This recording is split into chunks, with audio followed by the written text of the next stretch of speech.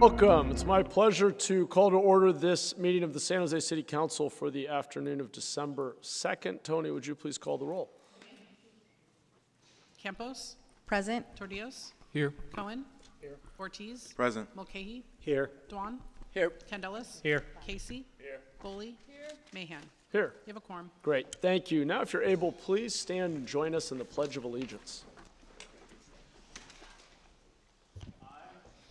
Pledge allegiance to the flag of the United States of America and to the republic for which it stands, one nation, under God, indivisible, with liberty and justice for all. Thank you, and welcome to all of our guests and constituents here. For the month of December, I have the pleasure of selecting our invocators to help us start our city council meetings. And to kick things off, I am excited to invite Vanessa Roger of the Trash Punks to do today's invocation. Let me say a word more about the Trash Punks. They are a nonprofit organization that has become one of our region's strongest champions for environmental stewardship. Founded in 2017 by Justin Imamura, the Trash Punks have engaged thousands of volunteers from across our community. Students, families, neighborhood groups, and partners all working together to beautify and protect our local creeks, parks, and natural spaces. Thanks to their work and partnership, more than 1 million pounds of trash has been removed from our environment, helping to keep San Jose cleaner, healthier, and more vibrant. They've joined our office many times, and many of my colleagues' offices here, for cleanups, and we're always happy to partner with them. Their work goes beyond cleanups. Through the local stewardship program, they partner with schools to teach our youth about environmental responsibility and empower the next generation of environmental leaders. And their impact now extends globally through Project Pickup, a worldwide anti-litter initiative, and through a community-run upcycling center in Owasso, Nero, Kenya, which transforms plastic waste into useful products. We each got one at the dais here, and creates opportunities for locals living there. So we're very honored today to be joined by Vanessa. And I see Justin joined us as well. Thank you both for being here. As a fun fact, Vanessa has also worked for 25 years at Happy Hollow Park and Zoo. Thank you for that. So Vanessa, Justin, the floor is yours. Thank you for being our invocators today. Thank you so much. Good afternoon, Mayor Mahan, Vice Mayor Foley, City Council members, and everyone gathered here today. My name's Vanessa Roger, and I'm here on behalf of the Trash Punks. Thank you for inviting me to open today's meeting. At the heart of Dr. Jane Goodall's mission is a motto we hold close. Every individual matters. Every individual has a role to play. These words have guided so much of the Trash Punks' work, especially in moments when the challenges around us feel so heavy. Because the truth is, we all see what's happening to our environment. We feel the strain on our neighborhoods, our creeks, our communities, and in our world. But Dr. Goodall reminds us that hope isn't something we wait for. Hope is something we choose. And she never spoke of hope as something soft. To her, hope is responsibility, a call to act, a commitment we make to each other and to the planet we share. We've walked beside creeks where the water can barely move under the weight of trash. We've seen parks scattered with the remnants of everyday life, and yet, what stays with us isn't the trash. It's the people who show up, the volunteers, the families, the youth who choose to care. Dr. Goodall often spoke about the strength of the human spirit, that quiet, steady force within each of us that refuses to give up on the world. She taught us that nature can heal if we give it a chance, that communities can rise if we walk alongside them, that compassion is not weakness, it's wisdom. At the Trash Punks, we stand in that belief. We act because we love this city. We teach because we believe in the next generation, and we clean again and again because every piece picked up is a promise to the future. As you lead today, may Dr. Goodall's message guide this room. Hope asks something of us, to look honestly at the world and still choose to act, to protect what cannot speak for itself, to lift up the places and people who need us the most. May that hope be present as we gather today. Thank you so much. Thank you.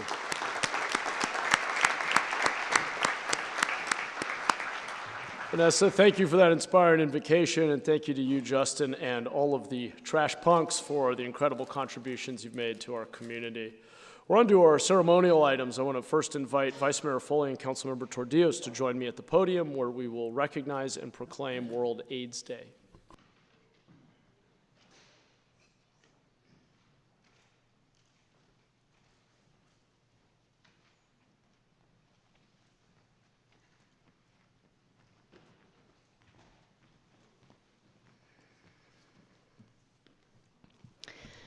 Good afternoon. I'm Vice Mayor Foley, and I represent Council District 9. Today, I'm honored to recognize World AIDS Day in the city of San Jose. Created by the World Health Organization and beginning in 1988 and recognized annually on December 1st, World AIDS Day is a global event to remember those who have lost their lives to AIDS-related illnesses and to honor and support those living and affected by HIV/AIDS. Sadly, for the first time since World AIDS Day was created, our federal government has chosen to ignore this day, minimizing the impact of this horrible disease that has killed so many. But we will not forget. We will continue to remember those affected by HIV/AIDS and work to advocate and support them. World AIDS Day unites people worldwide to show support for the more than 1.2 million people living with HIV/AIDS in the United States and the approximately 40 million people living with HIV/AIDS worldwide. This proclamation is deeply personal to me. I've told this story before, but I'm going to continue to repeat it as long as I have the bully pulpit to do so.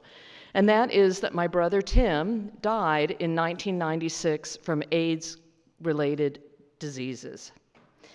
At that time, I actually didn't know how sick my brother was. I was told that he was fine by my family, but he really wasn't.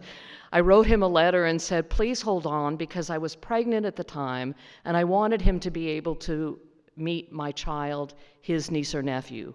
Didn't know at the time whether it was a niece or a nephew for him. When Caitlin was born, I decided that I wanted to name my child after Tim.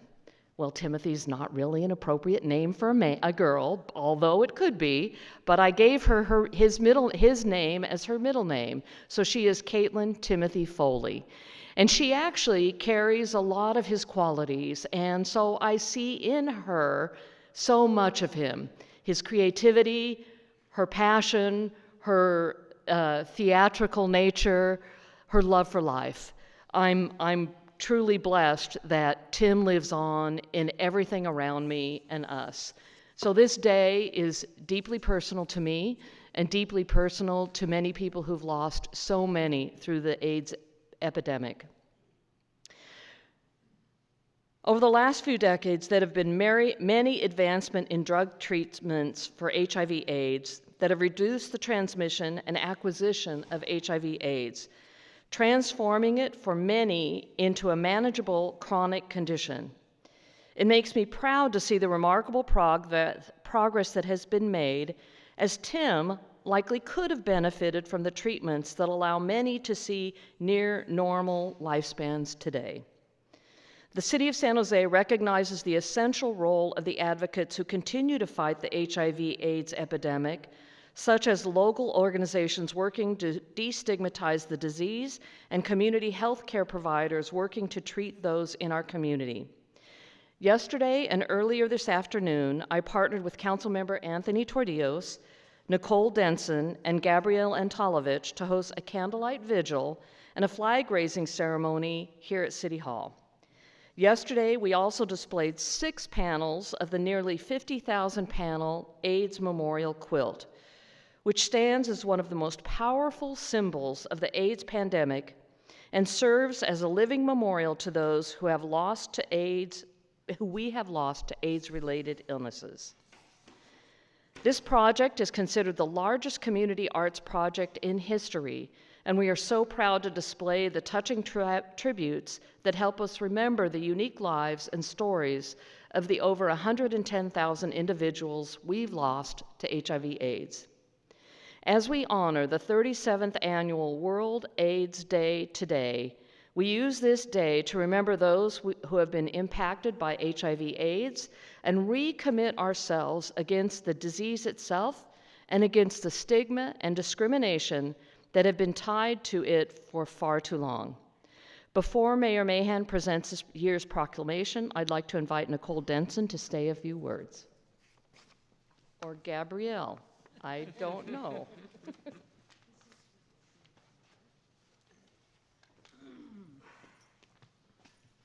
Thank you, Vice Mayor Pam Foley, who's been a champion of the HIV/AIDS movement. And it really is a movement because way back when, nobody cared about the gay men who were dying of HIV/AIDS because there was a stigma attached to it. It was part of the backlash against the gay movement. Let's get those gays, you know, and we will stigmatize them with the gay disease. And what happened is us lesbians were freaking out that this was happening to our gay brothers. And because so many of their friends and lovers were dying, we stepped in to help out in whatever they needed during that time in the 1980s. And it was a way that the movement united. So I was one of those lesbians in Los Angeles that had a best friend who died from AIDS, and many of my gay male friends were dying. And so I am personally touched by all of this because I've always loved our gay brothers and watched them dying and watching that nobody cared about that. So I got involved in the movement. And even here in Santa Clara County, I became an HIV/AIDS outreach worker in the 9 gay bars that were here in San Jose that are no longer here.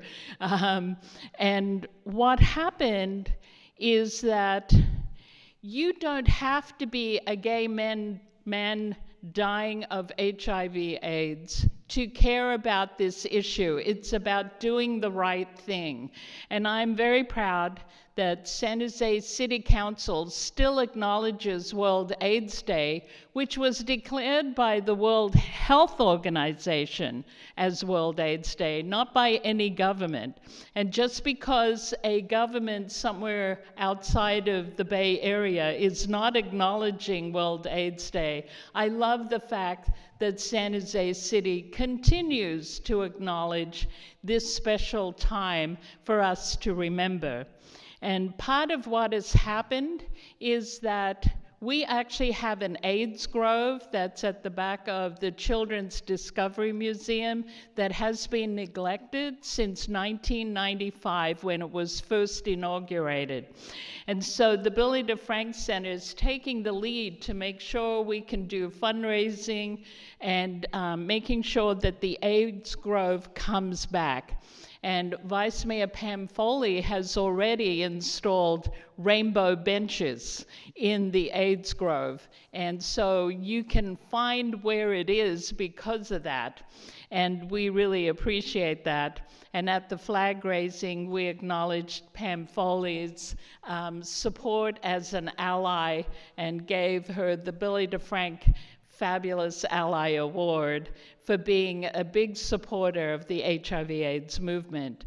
And so, you know, I often want to say, you would think a gay man would be speaking about this, but, you know, many of us are vested in the issue.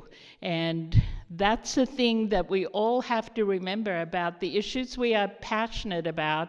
And even if you don't care about an issue, it's about doing the right thing, because people are forgetting to do the right thing. And so I really appreciate that. And on Sunday, this coming Sunday from 1 to 3, we are doing a tour of the AIDS Grove. Even though there's nothing much there except for the rainbow benches, we want to tell you the plans we have in the hope that you want to support it, and we will be launching a fundraising campaign about that.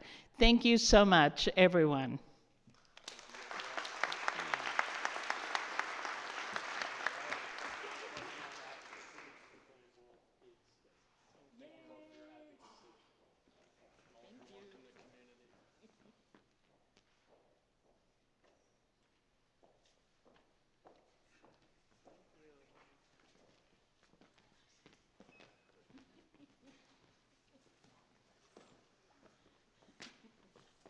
Thank you all. Now I'd like to invite Councilmember Mulcahy to join me at the podium. We will recognize Joseph Rodriguez.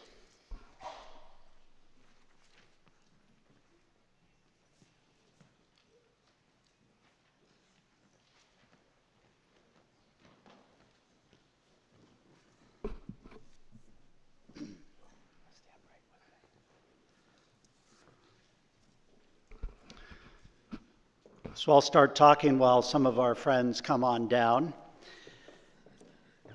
After more than 5 decades of public service, Joseph Rodriguez is retiring from his role as the Federal Security Director for the San Jose Mineta International Airport and the Monterey Regional Airport.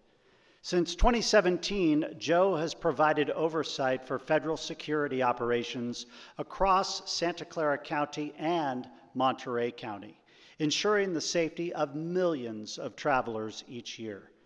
Before this role, Joe served in the U.S. Navy and later with the California Army National Guard, where he retired with the rank of Major in the military police.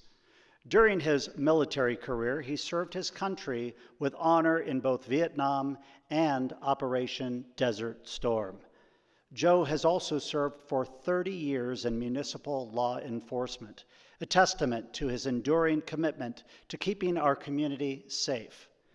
He devoted 23 years to the Transportation Security Administration, TSA, where he served as the acting Federal Security Director for Oakland Airport and the Deputy Assistant Federal Security Director for Kahului Airport.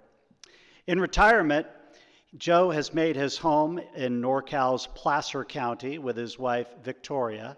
Together, they now enjoy spending much more time with their 4 children and 7 wonderful grandchildren. Before his military service, his career in law enforcement, and his work with the TSA, Joe's life is emblematic of a career dedicated wholeheartedly to public service. We present this commendation today as a small token of our appreciation for the millions of people he has worked to keep safe. Now, Joe, I'll invite you down to say a few words in just a moment, and then the mayor will present your commendation, and then we will have yet again another photo shoot here at City Hall with you and all your colleagues who've been coming here to support you today. Joe?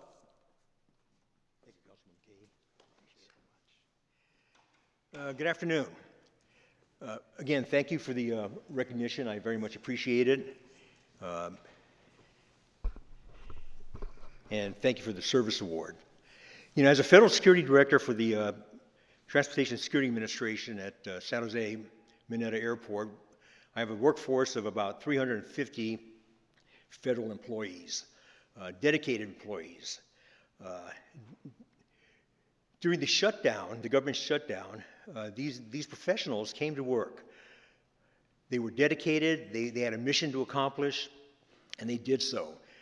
Little known fact is they did so at a rate that they had the lowest call-out rate of any airport in the nation. That's how dedicated they were. Many do not live in San Jose. They live in other outside areas, but they look at San Jose Mineta Airport as their own, and they consider San Jose to be their own. And that is why they kept coming to work. They ignored the shutdown per se, and they did their job, and they did it in an excellent manner. I'm very proud of them. I'm proud of my replacement, Brian Hamilton, for the work he did to keep the workforce going. And I would also like to commend your leadership, for the council, Mr. Mayor. At the airport, I would like to commend Airport Director Mookie Patel, Assistant Director Patty Singh, Director of Aviation, Deputy Director of Aviation Rosalind Bond, and Deputy Director of Operations Matt Kazmierzak. So again, thank you very much. I appreciate it. Thank you for your service to our community. We really appreciate it. I appreciate this very much. Thank you. We'll put you in the middle for the photo. Thank you all for your service to our community. Thank you. Really appreciate it. I'll jump on the end. Oh, yeah.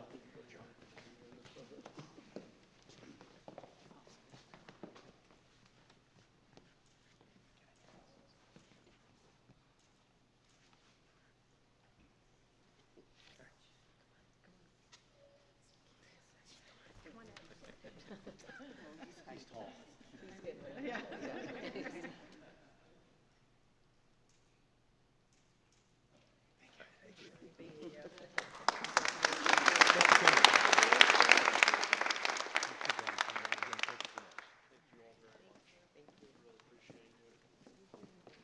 I'm so sorry. I know. Thank you. Take care. So good to see you. Thank you. Appreciate it. Thank you very much. Who's he today? Congratulations. Say a few words.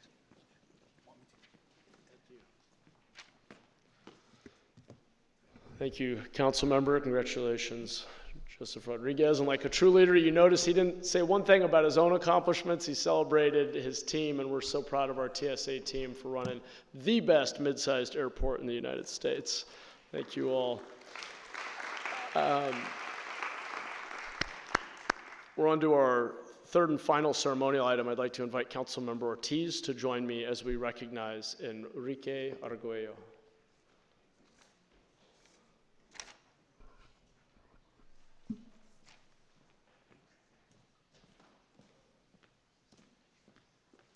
All right. Hello, everyone, and thank you, Enrique, for coming down. And I don't know if anybody else from your family or team would like to join us, but please feel free to join us. What's going on, brother? Good to see you. Hello, everyone. Today we are here to honor a man whose life story embodies everything that makes our labor movement strong, our immigrant communities resilient, and our East San Jose proud. We are here to recognize Enrique Arguello, a leader, a fighter, and a pillar of justice for working families across Northern California. Enrique's journey is the story of so many in our community. An immigrant who came to this country and worked the fields, worked in restaurants, and later worked as a laborer. He understands the struggle because he's lived it. And through grit, heart, and unshakable belief in the dignity of workers, he rose to lead La Una Local 270, a local union known for its strong community partnership and proud record of service and engagement. Under Enrique's leadership, La Una 270 didn't just fight for better wages. They showed up for families when they needed it, from supporting dumpster days and backpack drives to workforce development programs serving our youth, and of course, community cleanups. This is the real boots-on-the-ground work that strengthens neighborhoods and lifts our community up. That's Enrique's vision, and that has been his legacy. He fought wage theft, protected immigrant workers, defended prevailing wages, and helped build true civic power in communities too often ignored, like East San Jose. And his impact goes far beyond San Jose. During his term as chairman of the La Una Local Latino Caucus, he strengthened labor's connection to immigrant and working class communities across the United States and Canada, making sure our voices were heard at every table. Enrique is East Side through and through. He's a proud District 5 resident, a neighborhood champion, a Measure T oversight member, a city task force member, a leader on multiple labor boards, and a manual catch out in the neighborhood cleaning up his local park, because he believes in leading by example. Enrique, your life shows what happens when courage meets purpose, when someone who understands struggle chooses to spend a lifetime fighting and serving for others. On behalf of the city of San Jose, my colleagues and the families whose lives that you have personally touched, we thank you. And your work has built opportunity, strengthened communities, and inspired a generation of labor and community leaders. Congratulations, Enrique, si se puede. Thank you. Now, I'd like to invite Enrique to share a few words, and then following that, the mayor will present the commendation. Thank you. Good morning, everyone. Good morning, Honorable City Council Member Peter Ortiz, Honorable San Jose Mayor Matt Mahan, and Honorable San Jose City Council members. Thank you for this recognition. It is an honor for me to accept with deep gratitude on behalf of the working families who have been part of my journey. My story begins long before me, and my story is the story of millions and millions of Mexico immigrants, in particular the Mexican agricultural workers. My grandparents and relatives immigrated many decades ago. I believe my grandfather came in 1942, and my other grandfather came at the beginning of the 1950s. But they came and worked for 9 to 10 months, and then returned to Michoacan, Mexico for 2 or 3 months. So I was born and raised over there in Michoacan, but eventually found my way back here, following the path my ancestors had started with the hard work. Like many immigrants, I work in the field, I work in factories, I work in a restaurant, and later as a labor in construction. Those years taught me that dignity, respect, and opportunity are not privilege, they are rights. And that belief has guided me and guided my work for more than 40 years. As a business manager of the Labor's Local 270 and a resident of District 5 East Side, San Jose, I have always believed that labor and community are inseparable. Whether it is fighting for workers' protection, supporting small businesses, partnering with neighborhood associations, or helping lead cleanups and community improvements efforts, I have seen the stretch of the East Side when we come together. I want to thank my wife, my kids, and members of my Local 270 for trusting my lead. City Council member, this commendation means a great deal for me because it comes from the city that I live and work.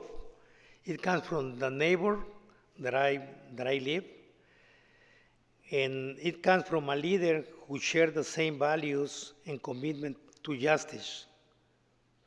I am proud to stand with you in service to East Side San Jose. I accept this honor and I recommit myself to work ahead. Our fight for fair wages, safe jobs, a strong neighborhood, and dignity for all workers continue. And I will keep showing up side by side with all of you to build a better future for our community. Viva San Jose. All right. Thank you.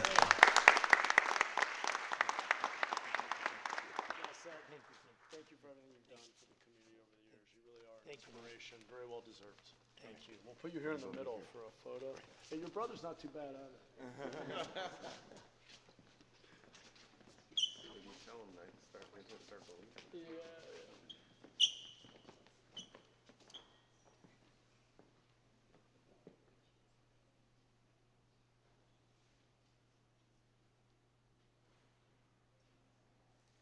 Thank you.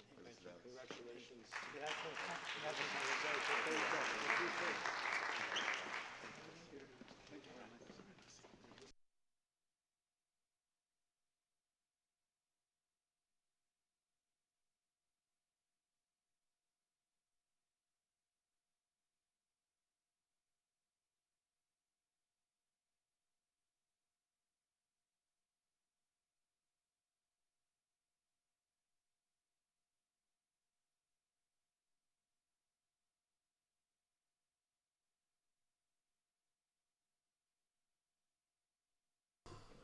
All right.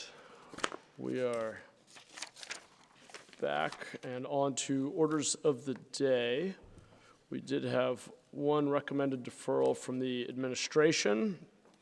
Administration would like to defer item 4.1, that's amendment to Title 16, gaming control of the San Jose Municipal Code. Are there any other requests from council to change the printed agenda? I'm not seeing any. Could we have a motion to defer item 4.1? Move approval. Second. Thank you. Tony, do we have any public comment on orders of the day? We do not. Great, thank you. Let's come back to the council and vote, please.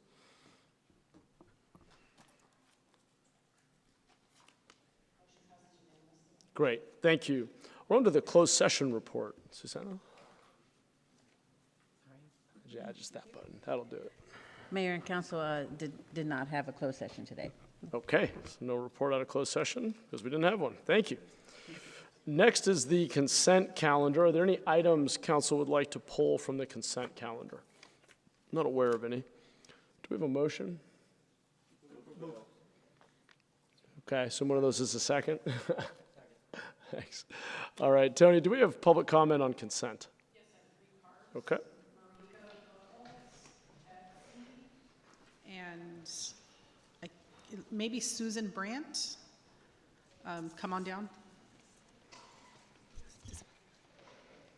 Great, you can all come down and just speak in whatever order you arrive, and you'll each have 2 minutes.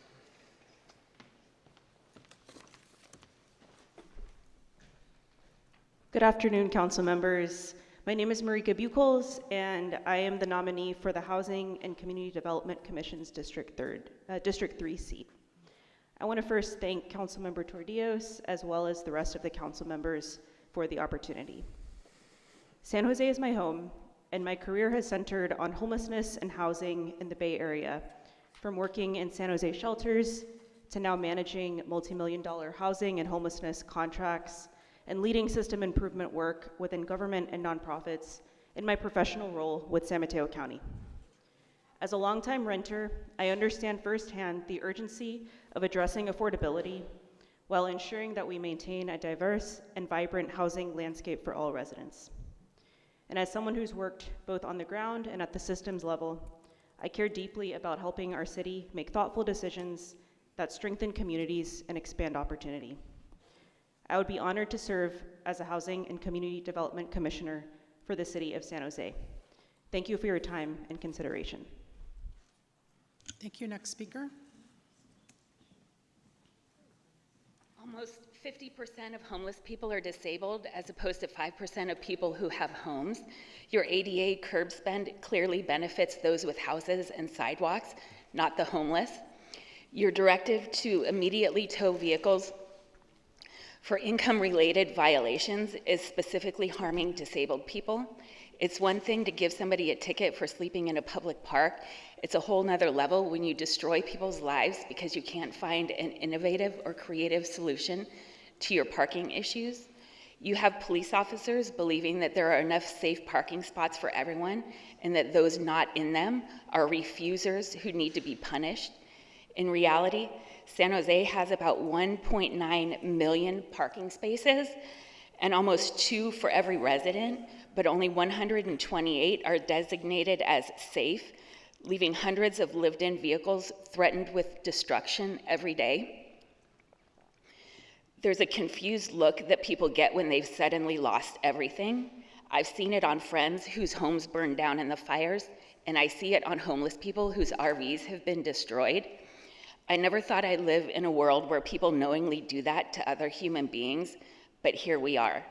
Real power is measured by how many people you lift, not how many you crush. Thank you. Next speaker.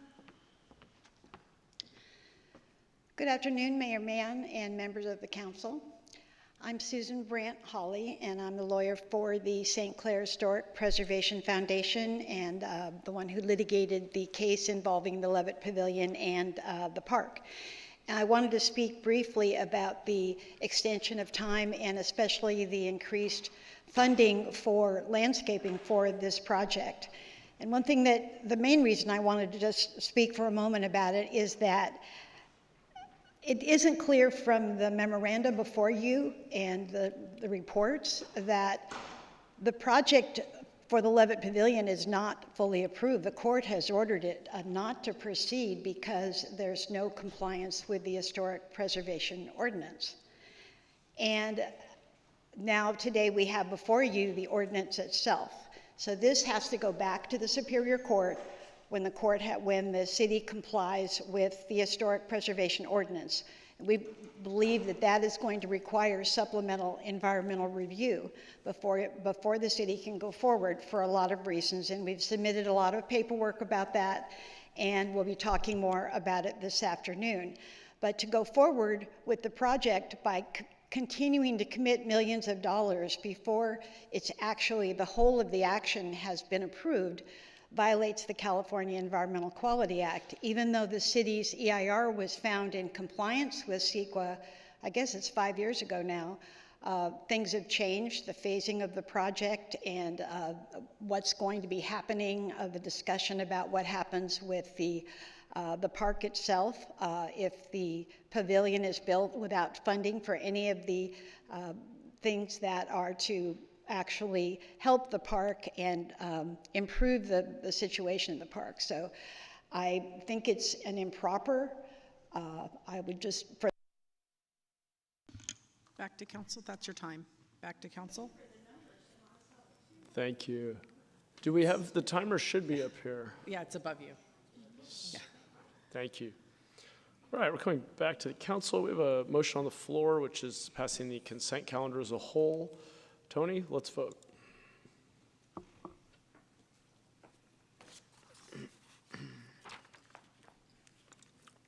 Motion passes unanimously with Ortiz absent. Okay, thank you. We're on to land use consent. Do we, let's see, I don't see any hands. Do we have a motion? Move approval. Second. Thank you. Tony, do we have public comment on land use consent? I have no comments. No, I have no comment cards for this item. Okay.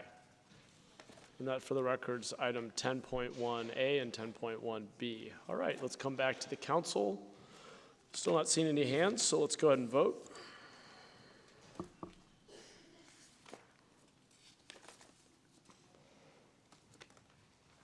Okay.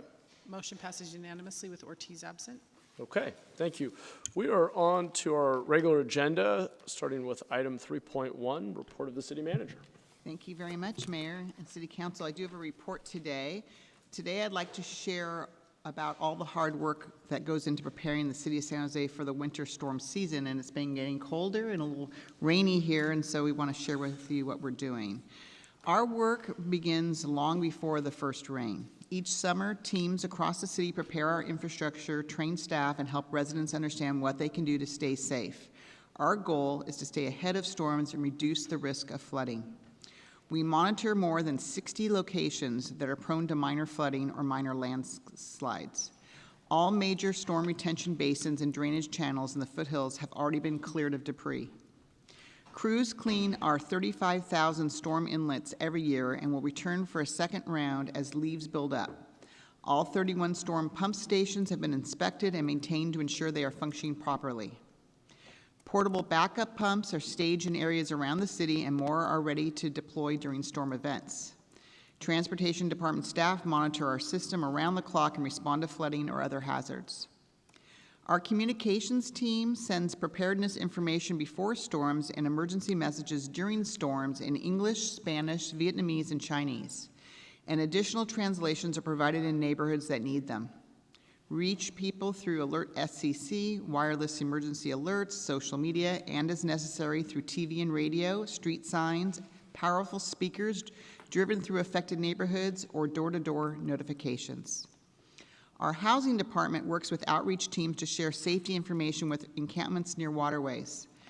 During storms or cold weather, the housing department operates overnight warming centers at Evergreen Branch Library and Roosevelt Community Center to provide a safe place for our unhoused residents to sleep. During normal operating hours, all city libraries and community centers are open to residents to dry off, warm up, use restrooms, or charge devices. Information about locations and hours is posted on social media and shared through the outreach teams that work with the unhoused community. We meet with Valley Water regularly throughout the season, and together we coordinate on creek monitoring and sandbag deployment as needed. Our coordinated plan with Valley Water for severe storm and flood response is also updated every year. Recent updates include new guidance for Berryessa Creek, support for encampment safety, and changes related to Anderson Dam operations. So the bottom line is, I want to assure everyone that San Jose is ready for our winter storms, and all our city departments and partners continue to work together as one team to keep our community safe. Thank you very much. Thanks, Jennifer. Appreciate that update and all the good work our city teams are doing to keep everybody safe. Let's continue on to item 3.3. This is California Community Choice Financing Authority Clean Energy Project Revenue Bonds, also known as green bonds. We do have a staff presentation, so we'll give folks a moment to settle in.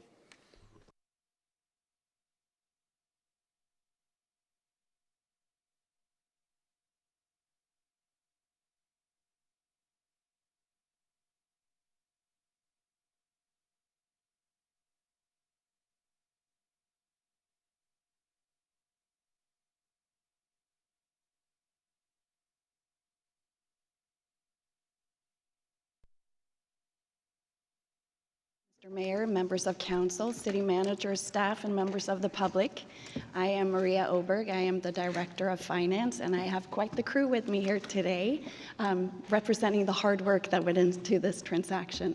So with me in the presenter box today is Chinyu Sun, Deputy Director of Finance. We also have Lori Mitchell, Director of Energy, and Zach Strike, Assistant Director of Energy. And in the back, we have representatives from our City Attorney's Office, PFM, who served as our financial municipal advisor on this deal, as well as ORIC, who served as our bond counsel. And with that, I'm going to hand it to Zach to start the presentation. Good afternoon. Again, Zach Strike, Assistant Director for the Energy Department. Really excited to be here today. It's another significant step for San Jose Clean Energy and our power procurement strategy. We've been thoughtfully building our portfolio for the last 7 years, which currently stands at approximately $3 billion. And today's recommended action builds on the work over the last 2+ years, which culminated in our first clean energy bond prepayment transaction late last year. Today's proposed clean energy project utilizes the same structure as last year's. There are 3 main pieces of the project. First, and this is the third bullet there, sorry, I'm going out of order. First, the city assigns some of its rights under select power purchase agreements to our partner Morgan Stanley in this transaction. Next, the California Community Choice Financing Authority, or CCCFA, prepays for a 30-year supply of that assigned energy from Morgan Stanley. And then CCCFA sells that energy to the city at a discount.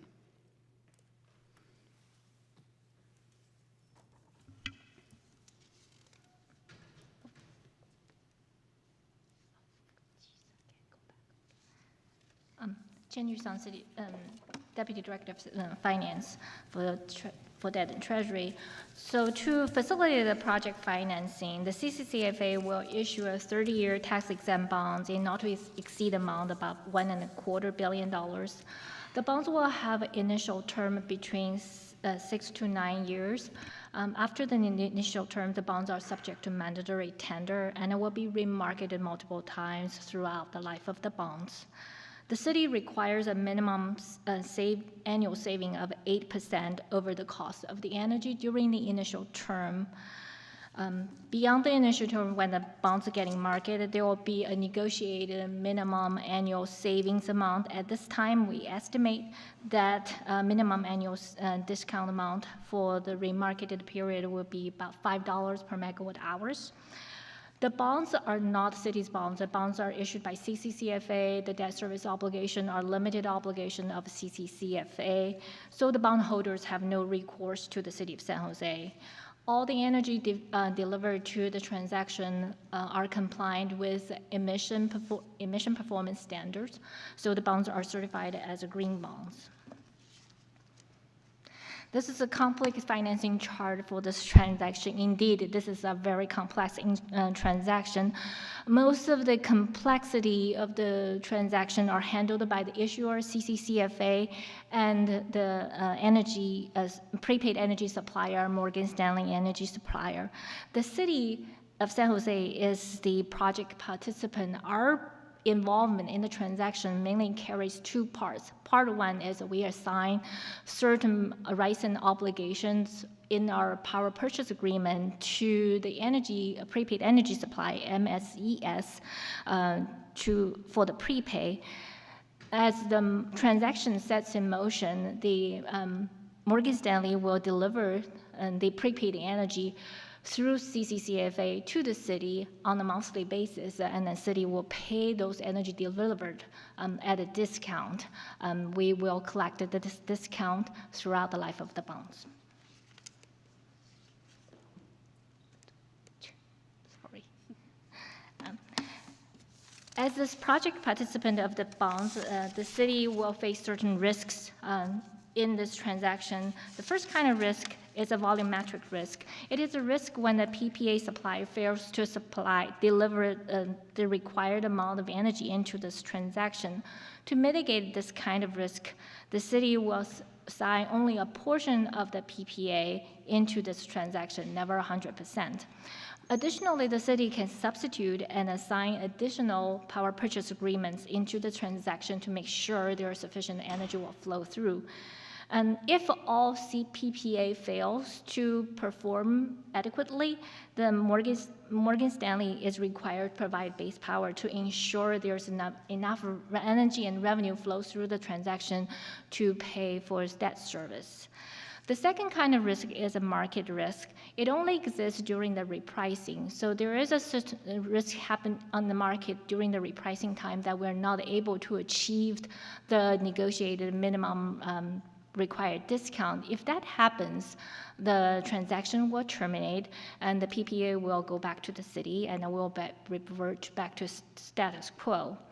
The third kind of risk is a counterparty risk. We are dealing with a few counterparties in this transaction, commodity swap counterparties and our banking counterparties. All those counterparties are highly rated by the rating agency. They're all investment grade rating at an 8 category, but there is a small, very minor probability that some of the counterparty would fail. To mitigate the risk, we install 2 commodity swap parties into the transaction. If one fails, the other can pick up the remainder of the transaction. However, if anything happens, the risk should assume and then the prepayment transaction will terminate for any reason. Morgan Stanley is obligated to make a termination payment to CCCFA to pay off the bondholders. The city will just go back to the status quo. All PPA will go back to the city at the original price. We will forego any future earnings. There are over 60 documents in this transaction. Most of the documents will be executed by CCCFA and as the issuer. The city is a project participant in this transaction. For the city, we are responsible for drafting and executing 5 documents as listed here. They are Appendix A, Power Supplier Contract, PPA Payment Custodial Agreement, Letter Agreement, and Prepaid Energy Project Administration Agreement. We ask the City Council to approve these documents. With the help of our underwriter and municipal advisor, we generated our good faith estimate as of October 28th. And this estimate is based on the forecasted amount of energy to be assigned into the transaction. As of October 28th, we estimate we probably will sell about over $1 billion in bonds to make sure all this energy will be able to be signed into the transaction. The true interest cost on that day is estimated about a little bit over 4%. The majority of the bond proceeds, over $1 billion, will be will be set aside for Morgan Stanley to prepay all the energy to be delivered into the transaction for the next 30 years. We'll also set aside a portion of the bond proceeds, roughly about $41 million for capitalized interest. Additionally, the bond proceeds will be used to pay for the financing costs, including cost of issuance and underwriter discount, for a total of $6.2 million. The key financing team members, including the issuer, CCCFA, municipal advisor, PFM. Our bond counsel is Oric Harrington and Sutcliffe, and then disclosure counsel is Ansel Gavon. Our underwriter is Morgan Stanley, of course, and then trustee, we're going to maintain the same trustee as a 2024 transaction with U.S. Bank. The green bond review will continue to be the Castro. When the City Council approved this transaction today, we are going to seek the CCCFA board approval in a couple of days on the 4th. We had hoped to price and close the bonds this month in December, but the market has shifted. We are a little bit concerned that we may not be able to price and close the bond during the market in the month of December. But exactly when we will do the pricing and bond is depending on the market condition. With that, I'll give the presentation to Maria. Thank you, Chinyu. So because these are bonds, we need to remind you again of the importance of securities law. The Securities Act of 1933 requires disclosure of financial and other significant information, and it prohibits fraud in the sale of securities, including municipal bonds. Section 10B of the Securities and Exchange Act of 1934 prohibits fraud in the purchase or sale of securities, and SEC Rule 10b-5 prohibits the making of any untrue statement of material fact and omitting to state of material fact in the offer or sale of securities. So after you have reviewed Appendix A, you should consider a few elements. Have identified material risks and events been brought to the attention of staff, bond counsel, and other professionals? Have such risks and events been disclosed? And if not, what is the rationale of the non-disclosure? If any council member has any personal knowledge that any of the material information in Appendix A is false or misleading, the council member must raise these issues prior to the approval of the distribution of the documents to potential investors. And then to sum this up, there are two recommendations for City Council today. The first is to adopt a resolution to approve, in connection with the issuance and sale of the California Community Choice Financing Authority Clean Energy Project revenue bonds in the not to exceed principal amount of $1,250 million to finance the acquisition of a long-term supply of electricity on a prepaid basis for the City of San Jose in substantially final forms. Appendix A to the official statement, a power supply contract, a custodial agreement, a letter agreement, and a prepaid energy project administration agreement. And the second recommendation is to authorize the city manager and other authorized officers of the city to execute and deliver these documents and any other related documents in connection therewith. And with that, we are happy to answer any questions. Great, thank you. Appreciate all the work that's gone into this and the presentation. Tony, do we have public comment? We have no cards for this item. Okay, let's come back to the council. Appreciate, again, all the work that's gone into it. Obviously, it's a complex financing structure. Slide 5 kind of tells you all you need to know about the complexity of this, but I think I get the general sense. We're buying in bulk, we're buying a long duration, we're getting effectively locking in what we think will be a lower price that creates savings for us as the purchaser, but then we can pass that on to the consumer, which sounds great. So I'm generally supportive, but just want to make sure I understand risk, and you talked a lot on slide 6 about different types of risk, and so just to put it in plain English, because there was a little bit there I didn't fully follow. If we have a scenario in which we have locked in this long-term agreement and the cost of power on the market starts to, for whatever reason, consistently be lower than what we had locked in. Help us play out that scenario. So we're not achieving the expected savings. What are our options there, and what is the total risk? I think you said it and it's on the slide, but I just want to make sure I get that again just as simply as possible. Yeah, thank you, Mary, for the question. So just to reiterate, these are power purchase agreements that we've already signed and council approved, and they have fixed price contract, and it's always a risk that market conditions could change. Like, for example, and I'm just using this as an example, a solar contract that was approved a few years ago, maybe in the $20 per megawatt hour range. Market prices could change. Like, for example, we're seeing much higher prices now. But the reverse could be true as well. We could enter into a long-term agreement and then the market could come down. So that's a risk that we manage every day at San Jose Clean Energy, and the way we manage that is through a diverse portfolio. So we have a mix of long-term agreements, we have short-term agreements and medium-term, and the reason that we leave some of the portfolio open is so that we can take advantage of more favorable pricing in the future. And so that's how we manage this risk. As this transaction, the real risk is if one of these counterparties would fail, and in that case, we're really just back to the status quo. So we're back to those original fixed price contracts. We do not obtain the savings that we're anticipating here. And then, of course, the sunk costs are sunk along with the transaction, but those are pretty minimal.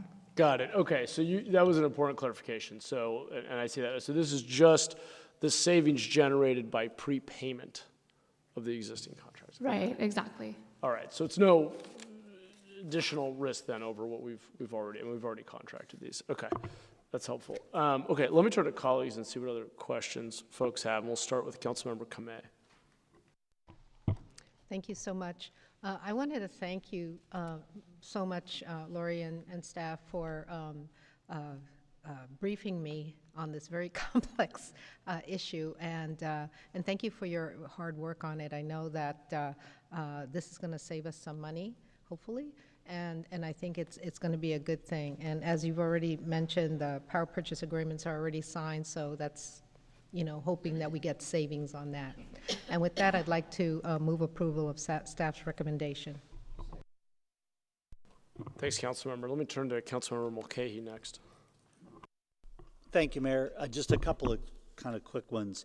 Can you talk about the timing, assuming this passes today? What's the timeline on bond sale, and then where do we see the impact coming back to ratepayers in San Jose? The timing of sale can happen anytime after this, the City Council and the CCCFA board approve the transaction. It can, we hope to complete the bond sale no later than January, but it's really market dependent. Originally, we have planned for the bond sale to be in December, but at this point, we are a little bit doubtful. But the market is quite fluid. The condition can change quite quickly. And the other part of that question is, when do we think that then that comes back to positively affect our ratepayers? Yeah, I can take that one. So almost immediately. So we're receiving savings each month, and so the first year the volumes in the transaction ramp. So the first year, round numbers, the savings probably something like $2 million, and again we're achieving that month by month by month. Cool. And I think, Laura, you might have already answered this question, but one piece of this is, does this transaction limit our capacity to do more? I think you based the projections of, what we're bonding based on 50% of,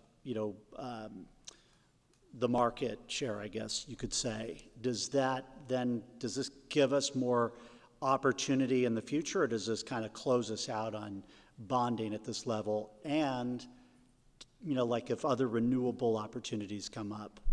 Yeah, that's a great question. So yes, so the portion that we're assigning into this prepay, that does close the door if there's a change to tax code or some new opportunity in the future that we wanted to take advantage of, we wouldn't be able to.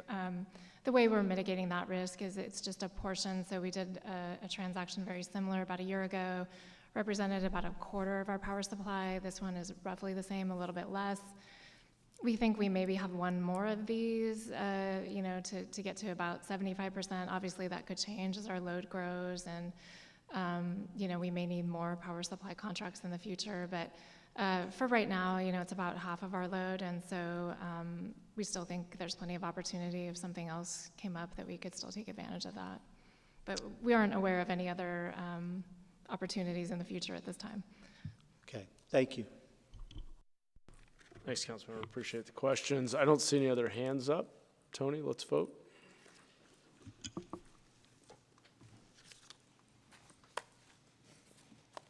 Motion passes unanimously. Great. Thank you all. Appreciate it. Okay. On to item 3.4, acceptance of the retirement plan's comprehensive annual investment fee reports for calendar year 2024. And I understand we have a brief presentation.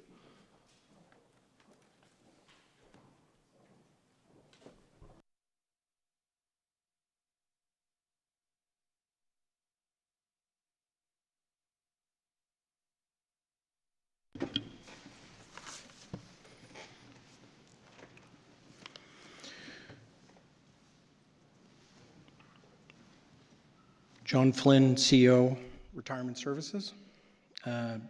Joined in the box today with Jay Kwan, our Senior Investment Officer, who will be presenting the Retirement Plan's Comprehensive Annual Investment Fee Report for calendar year 24-25.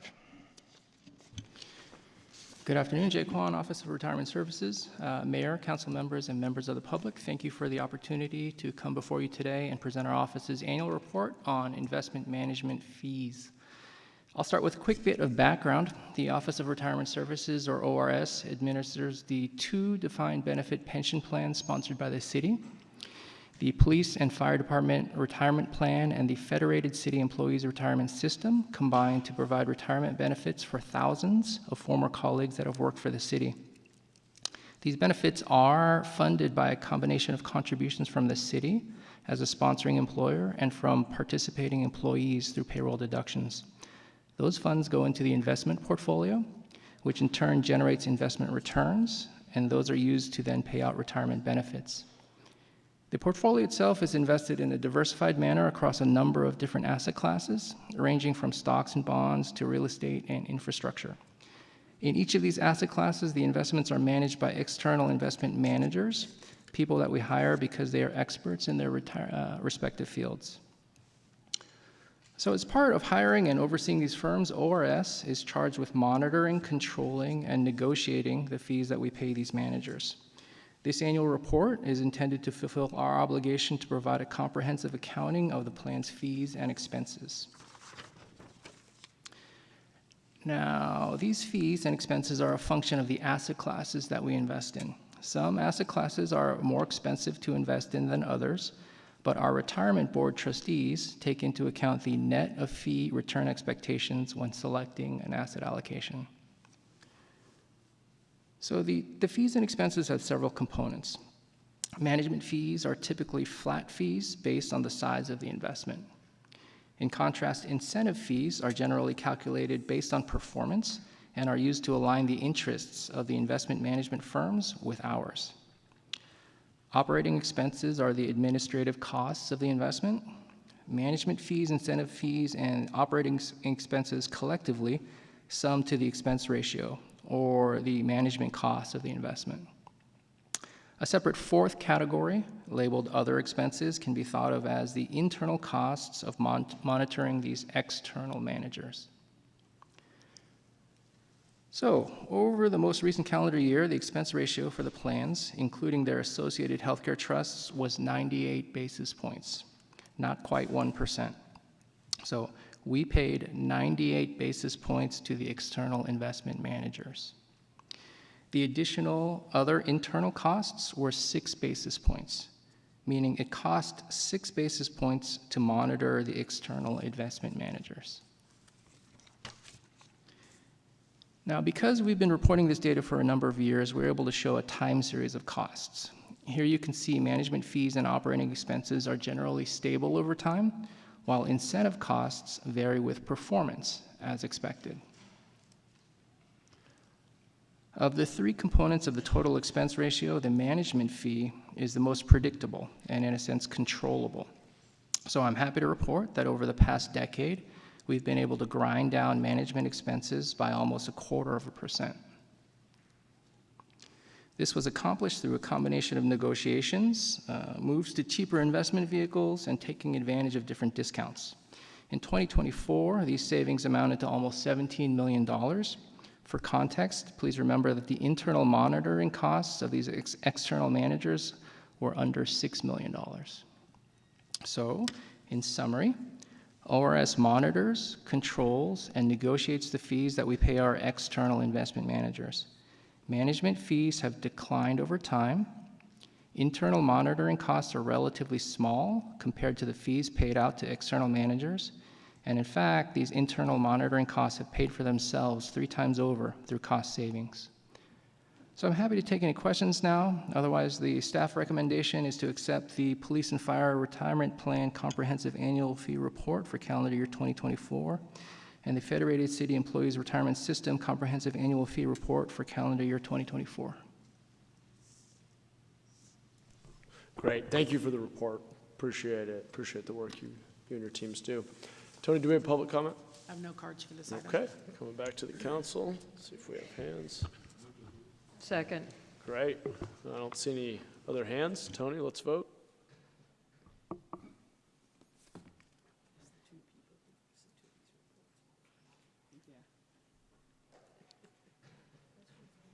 Motion passes unanimously with Cohen absent. Okay. Thank you very much. All right, colleagues, we are on to item 3.5, actions related to the 10400 Park Bundle, 9111 North San Pedro Park, and 9102 Bassett Park project for the Elizabeth P. Boyer Park and City Gardens Park. That was a mouthful. There's no staff presentation, but you have the memo. Let's go to public comment. I have no cards for this item. No cards. Okay. Coming back to the council. Councilor Tordios, would you like to comment? Yeah, I would just say that I've been following the development of these parks for several years. They're part of a series of 3 parks, so it'll be great to finally see the final 2 parks in these series completed. With that, I will move to accept the staff recommendation. Hear, hear. Okay. Motion and a second. I don't see any other hands. Tony, let's vote.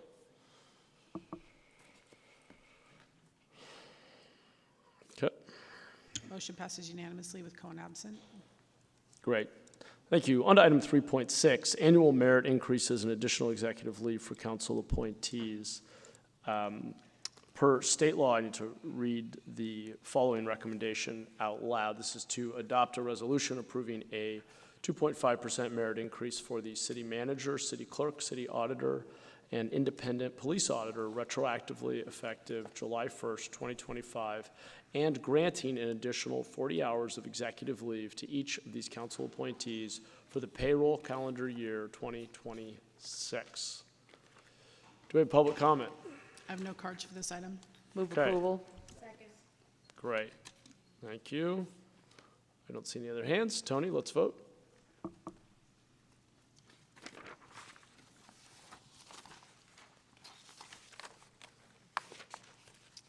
I'm still waiting on one. But Who are we waiting on? Motion passes unanimously. Okay, great. Thank you. All right, reminder that item 4.1 was deferred, so we're on to item 6.1, Climate Smart San Jose Semi-Annual Status Report and Updated Plan. Once again, we have a staff presentation, so we'll give the team a moment.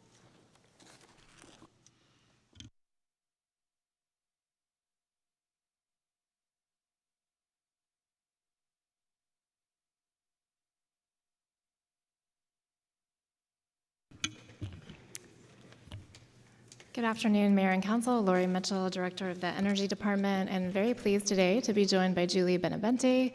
She's our Deputy Director in the Energy Department, as well as Ann Ballish. She's our Supervising Environmental Services Specialist.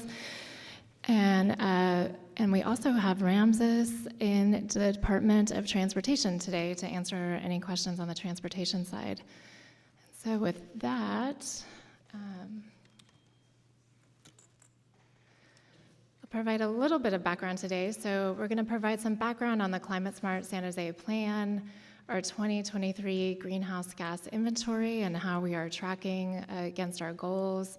We'll provide some updates for this period, which is March through August of 25, and then look at some items that will be coming forward to council and our recommendation.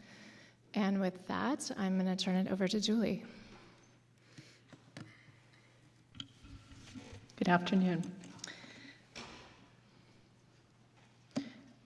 In 2018, the Climate Smart San Jose Plan was adopted by Council, and that plan aligned with the greenhouse gas reductions with the Paris Climate Agreement. In 2019, Council declared a climate emergency, and in 2021, Council adopted a resolution setting San Jose's goal of achieving community-wide carbon neutrality by 2030. In 2022, Council approved the Pathway to Carbon Neutrality by 2030, which identified the 4 priorities that currently lead our work. And those are expanding zero-emission vehicles, reducing vehicle miles traveled by 20%, electrifying buildings and appliances, and providing 100% carbon-neutral electricity.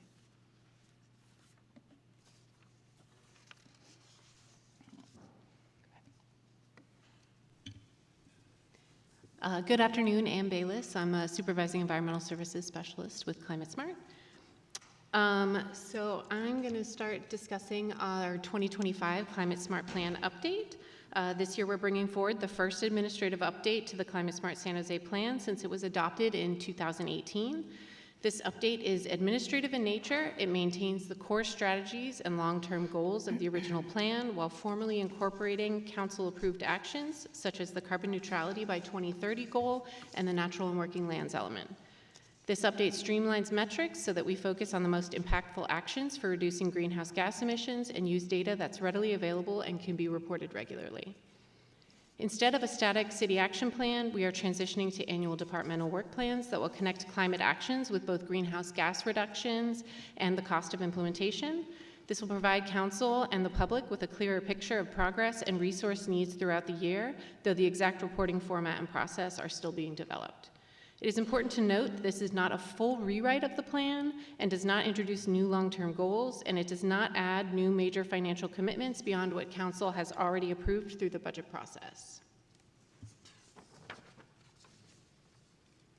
It's important that we recognize the great achievements that San Jose has made over the last several years. Since the city's approval of Climate Smart in 2018, city staff have completed biennial community-wide greenhouse gas inventories and tracked progress on Climate Smart metrics annually via the online data dashboard.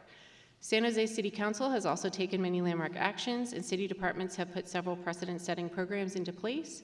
These include San Jose Clean Energy, electrification and EV infrastructure building reach codes for new construction, the Bike Plan 2025, the Climate Advisory Commission, and building electrification incentive programs. Most recently, San Jose was named the greenest city in America by Wallet Hub for 2025. We've also earned both the mitigation and adaptation badges from the Global Covenant of Mayors for the climate and energy for our climate action progress. San Jose was also named to the Carbon Disclosure Project's A-list, one of only about 120 cities worldwide recognized for climate leadership. And our community choice provider, San Jose Clean Energy, ranked sixth in the nation on the National Renewable Energy Laboratory Green Power Program. This year, we're bringing forward the first administrative update to the Climate Smart Plan since it was adopted in 2018. As mentioned earlier, the purpose of this update is not to set new goals, but to keep the plan aligned with Council's adopted carbon neutrality by 2030 goal, recent policy changes, and updated data. Key changes include incorporating the Council-approved carbon neutrality by 2030 goal and strategies from the natural and working lands element, streamlining metrics to focus on the most impactful actions for reducing greenhouse gases, replacing the old city action plan with annual departmental work plans, which are more flexible and align climate actions with budgeting and priorities each year, aligning with new state and regional policies, including 100% clean electricity by 2045 under SB 100, the transition to zero-emission vehicles under California's Advanced Clean Cars 2 regulations, and planning for growth in ways that align with the Plan Bay Area 2050. Adding new interim milestones for 2027 and updating some 2030 targets only in areas where the city has already surpassed the original 2030 goal, while the 2040 and 2050 goals remain unchanged. Importantly, the update also adds language acknowledging that the City of San Jose is not currently on track to meet its 2030 carbon neutrality goal and that accelerated action will be needed. Engagement on the Climate Smart 2025 plan update included both community and internal input. Public engagement reached residents through events, multilingual outreach, ads, webinars, and the Conveo platform, generating over 200 comments. At the same time, we worked closely with more than 40 staff from 8 city departments to ensure the update reflects citywide priorities and operational realities. Together, this feedback strengthened the clarity, transparency, and direction of the plan. Now I'll pass it back to Julie.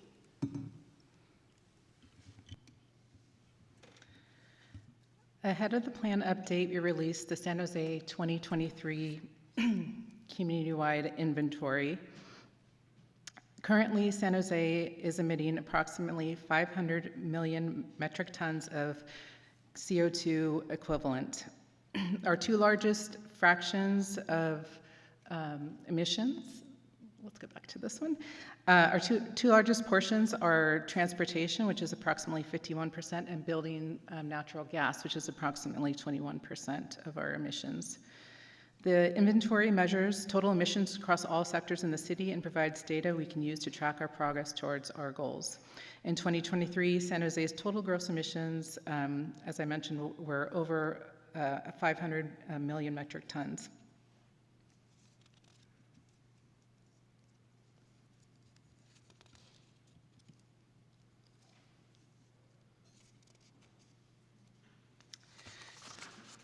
In terms of our progress, our 2023 emissions are 16% lower than our 2017 baseline. We did have a slight increase since the last inventory, which was done in 2021. We're currently doing annual inventories starting in this calendar year to be able to track our progress more closely. We would need a much steeper trajectory in emissions reductions to stay on track with our carbon neutrality goal by 2030. I want to highlight that we shared in the memo over 40 significant initiatives that have been taking place in the last reporting period that support our climate smart goals, and these are across various city departments, over 6 departments in the city. And some of those highlights include the deployment of 500 new bike share e-bikes, as well as 7.4 miles of added bikeways. 50 ports at 11 properties are in progress as part of the multifamily EV charger pilot. The city launched a battery storage incentive for residential customers, and the Eco Home program funded installation of over 600 heat pumps and 55 zero-interest loans for building electrification in San Jose. We also wanted to take a moment to highlight some of the equity work that happens throughout the Climate Smart initiatives that occur across the city. Typically, we are translating materials in multi-languages. We also often offer multilingual customer support. We have increased and are reserved incentives for equity communities, and there's a list here of some highlights of the programs that we have where we are either adding incentives for equity communities for these various programs. We also have expanded services and our pilots that are serving equity communities, and we highlight some of that work that's happening here from the initiative, the Climate Smart initiatives. We also are targeting engagement in equity communities to inform city initiatives. In terms of external funding, while there certainly has been a decrease in federal grant opportunities, there are still many opportunities, and we're pursuing as many as we can. So this highlights some of what was submitted in the last reporting period, March through August. Nearly $4 million worth of grants applications were submitted. There was also several that were awarded even in this last reporting period, again over $4 million. and we also executed some grants that we had been awarded. So a lot has happened even in this last 6 months, and we continue to see opportunities for external funding and pursuing those as much as we can. So just looking ahead, there are several items that will be coming to council, as well as launches and other programs that we'll be rolling out. Still much of the work across various departments happening, and lots of really great work happening here. So one of the things I wanted to highlight is that one of the future items we're bringing is the city's first climate adaptation and resilience plan, which will come to T&E in February, and we hope to bring that to council in March as well. So that will be coming forward. It'll kind of be the second, the backside, let's say, of the coin for climate, where we have mitigation measures. We're trying to reduce our emissions, but we also recognize that climate change is happening, and we need to try to adapt and be more resilient to adapt to climate. So our recommendation is that we accept the semi-annual update for Climate Smart, as well as approve the updated 2025 Climate Smart plan, and also transition to annual Climate Smart updates to align with our changes in the transportation and environment committee's change in schedule. So those are our recommendations, and we're open to any questions. Great, thank you. Tony, do we have public comment on this item? Yes, I have 2 cards. Lena and Lyndon, come on down. You don't have to speak in the order that you're called. You get 2 minutes and the timer will be above you. Again, that's Lena and Lyndon.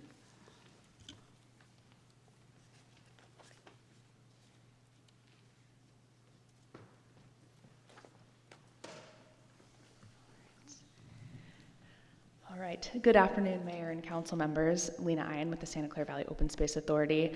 I'm pleased to share our support for the incorporation of the natural and working lands element into Climate Smart San Jose and its meaningful integration into city goals, policies, and decision-making moving forward. In 2018, the approved Climate Smart Plan recommended further research and analysis on the role of natural and working lands in sequestering carbon and their value in the city's overall greenhouse gas reduction goals. The authority was eager to co-fund and co-lead this effort, along with the Environmental Services Department and Cascadia partners, in collaboration with DOT, Office of Economic Development, PRNS, Planning Department, and with technical expertise from over 20 public, private, and nonprofit experts. Upon your council's approval of the Natural and Working Lands element and technical report in 2023, San Jose became the first city in California to adopt a natural and working lands greenhouse gas reduction plan at the local level as part of its greater climate action and resilience strategies, the type of bold action that is called for by the Paris Climate Agreement. This work produced several key findings. First, our natural and working lands are capturing and storing carbon and therefore play an important role in our city's greenhouse gas reduction goals. Restoring and enhancing these lands is a generational investment that protect our communities from the effects of climate change, buffering against wildfires, capturing stormwater, mitigating urban heat island effect, and providing critical habitat for biodiversity that we as humans need to survive. How we grow matters, and as stated in the report, sprawl development is the #1 contributor to natural and working land conversions in San Jose, contradicting the city's own growth policies, eliminating important carbon sinks, and directly driving up emissions by increasing VMT, inefficiently spreading out utilities, and overburdening already strained public services. Lastly, the city's investments in natural and working lands, like those made in Coyote Valley, can and should advance its equity commitments. Thank you to city staff for their effort on this important work. Thank you. Next speaker. Hi, my name's Lyndon Shea, and I retired from ESD last year. Did you know that California happens to be one of the world's 36 biodiversity hotspots? These days, I work to foster biodiversity and native plants in San Jose by serving on the local CNPS Conservation Committee. I volunteer in the Master Gardener's Native Plant Grow House, and most germane to the natural working lands, I coordinate a volunteer group of city park staff, CNPS, and Valley Water reps to identify and map existing native landscapes in city parks, as well as other parks that, with the addition of native plants, could help create pollinator corridors through San Jose, connectivity being a major challenge for pollinators. I'm gratified to see natural and working lands incorporated into the CAP, but native habitat restoration could have gotten more emphasis with its tremendous opportunity to support biodiversity in San Jose. The element notes that NWLs should benefit all human communities. I would propose expanding this to native non-human communities as well, which in turn support us.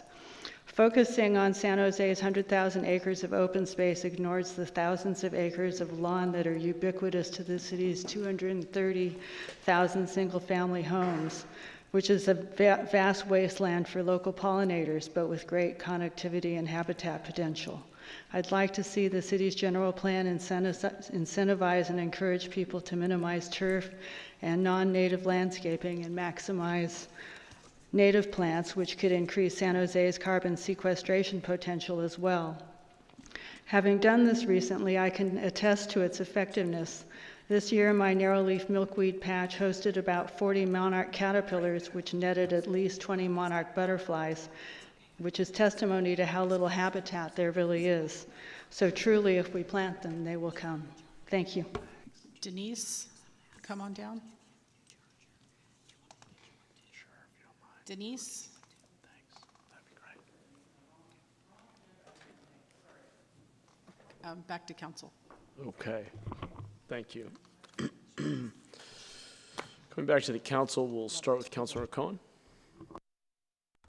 Thank you, and I want to thank the Climate Smart department for all the work that you've done over the years. You know, there was the vision of people who were here before us to set up, to create the Climate Smart San Jose plan. I don't think anybody, actually nobody on this dais was on the council when 2018, when that was adopted, and it's helped make us, you know, it's given us the framework for what we've done, and obviously our 2021 vote to be carbon neutral by 2030 also was a significant action. We're the first large city in the United States to do so. It's helped us achieve recognition. This year, we were just named Wallet Hub's #1 greenest city on their list of green cities in the United States, and so I think we should be proud of the work that we've done and the work that your department's done. I get nervous when I see the graph on page 9 showing that we've been making progress, but we did all the easy things, and now we've kind of leveled off, and so that should be a wake-up call for all of us that our 2030 carbon neutrality goals are not just going to happen, that we're going to have to keep working for them and find ways to push even further, because we're halfway through this decade to get to that point.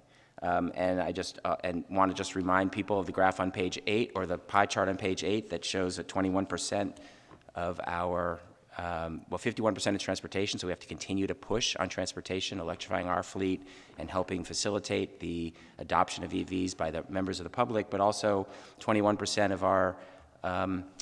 of our greenhouse gas comes from natural gas, and so we're going to have to figure out how to encourage, incentivize, and drive our residents to phase out their use of natural gas and continue to be on the cutting edge of making sure that our new developments in the city are natural gas free. So I just wanted to make those comments in addition to just saying that, you know, I try to be optimistic on this topic, given unfortunately currently on many things that we all believe in, the federal government's push to go in the opposite direction. Local action will be more important than ever, and it's even more of a place for a city like San Jose to show what's possible in achieving the goals that we know are necessary. I was just watching an interview this morning, which made it hard to be optimistic, with an expert who wrote another book and starting to believe that there's not necessarily a path to saving a lot of what we hope to save on our planet, especially as sea levels rise. So we're going to have to continue to be vigilant. But I'm really proud of what we're doing here in San Jose, and want to thank the team and move acceptance of this report. Thanks, Councilmember. Appreciate that and your comments. I don't see any other hands. Tony, let's vote.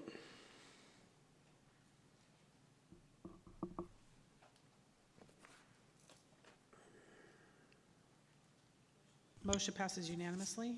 Great, thank you. And now we're on to item 6.2, San Jose Clean Energy Pilot Program Options, and we have a brief staff presentation.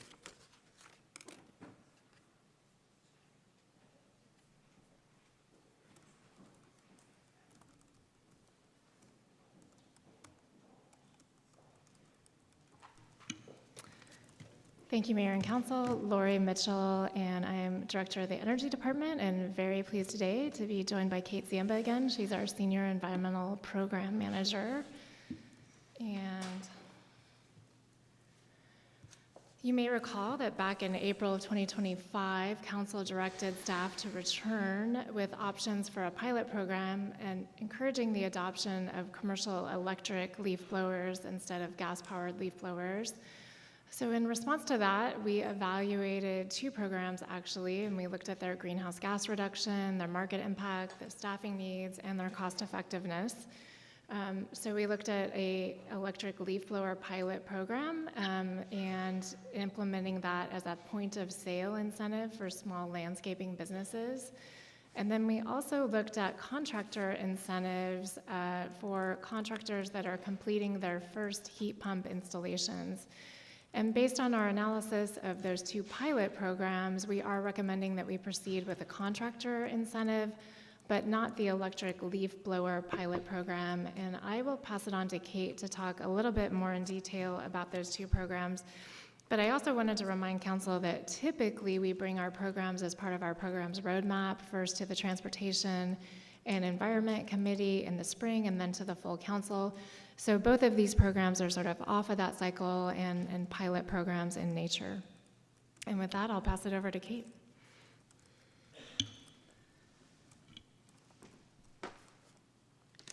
Thank you. Kate Ziemba, Senior Environmental Program Manager with the Energy Department. So the goal for the Contractor Incentive Pilot Program is to increase the number of contractors who are able to install heat pumps for San Jose residents. The Bay Area Air District regulations limiting the sale of gas-powered water heaters and furnaces will go into effect in just 13 months. There are more than 800 contractors in San Jose that hold the relevant licenses to install heat pumps, but we're seeing 72 participating in our Eco Home programs. And just 2 of those contractors are responsible for 40% of our Eco Home heat pump installations. These contractors have built a business around heat pumps and have influenced their customers to install them. So we believe that offering contractors a $1,000 incentive for their first 6 heat pump installations will provide critical support as contractors begin to master the technology and encourage them to build a successful heat pump business. The pilot cost of $100,000 will provide enough funding for 15 new contractors to install 6 heat pumps each, which will reduce greenhouse gas emissions while supporting San Jose's readiness for the transition to electric appliances. And as Lori mentioned, we also evaluated a program that provides incentives up to $1,500 to commercial landscaping companies to purchase an electric leaf blower. We recommend not pursuing this pilot program at this time because it would have a low impact relative to its cost and staff time requirements. Leaf blowers are responsible for less than 0.1% of San Jose's greenhouse gas emissions. Through our outreach to businesses, we heard several barriers. It would be challenging for small businesses to front the cost of the electric leaf blower, charger, and batteries, which can total more than $2,000. Workers aren't satisfied with the performance of electric leaf blowers and said it takes more time to do the same job. And there's a lack of awareness of fuel and maintenance savings and the health benefits from electric leaf blowers, which are significant. And so because of these barriers, we determined the pilot would need to provide the incentive at point of sale, and we would need to provide extensive education. And so this would make the program very staff intensive. Another concern we heard from companies is that they would only use electric leaf blowers for jobs in cities that have noise ordinances. And because the equipment is mobile, we don't have a guarantee that it will be used here in San Jose. And so to wrap up, here is a summary of the 2 pilot programs we evaluated. We found the contractor incentive will have 10 times more greenhouse gas reductions than the leaf blower pilot for less staff time and funding. And so our recommendation is to adopt a resolution approving the development of a contractor incentive pilot program with a cost not to exceed $100,000 to encourage local contractors to install electric heat pumps. And with that, we'll take questions. Great. Thanks, Kate. Do we have public comment? Let's move to that next. Yes, we have 2 speaker cards for Linda Hutchins-Knowles and Blair Beekman. Please make your way down to the podium. You will each have 2 minutes to speak. Thank you.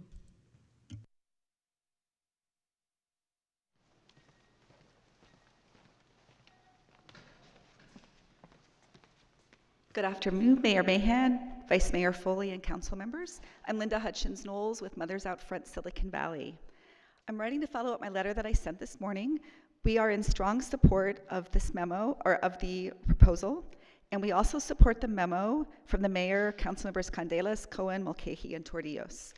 These would direct the city manager to include in the spring 2026 SJCE programs roadmap status report recommendations to improve the ECA home program and assess the contractor incentive programs to inform potential REACH code policy updates for single-family homes, and also conduct enhanced engagement. We think these are really good ideas, and we appreciate staff's work on these proposals, the pilot programs.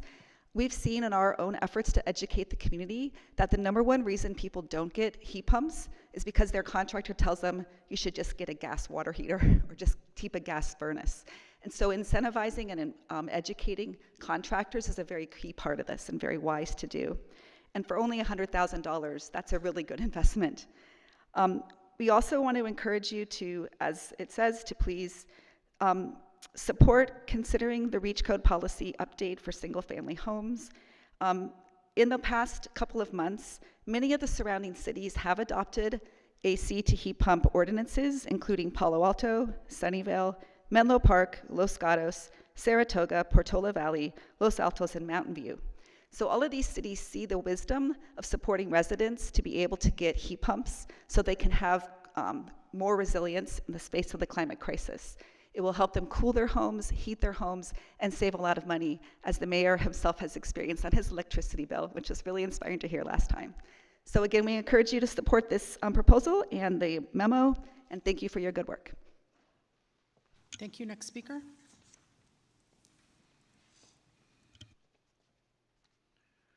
Hi, Blair Beekman, making an appearance. Hi to everyone today. I just wanted to quickly ask that, in my usual dim and slow way, that it's always been my feeling in learning about community energy practices that working on infrastructure at the local level is a really important concept. Does what you're doing on this item fall under community energy infrastructure ideas and thinking? It seems a real simple way to do that, and so thank you for this item, and that we really can be considering about infrastructure and what that exactly can entail, and for our future of community energy. I think it's an important concept, and I just wanted to mention it. Thank you. Back to council. Great. Thanks. Come back to the council. Let me turn to Councilor Cohen.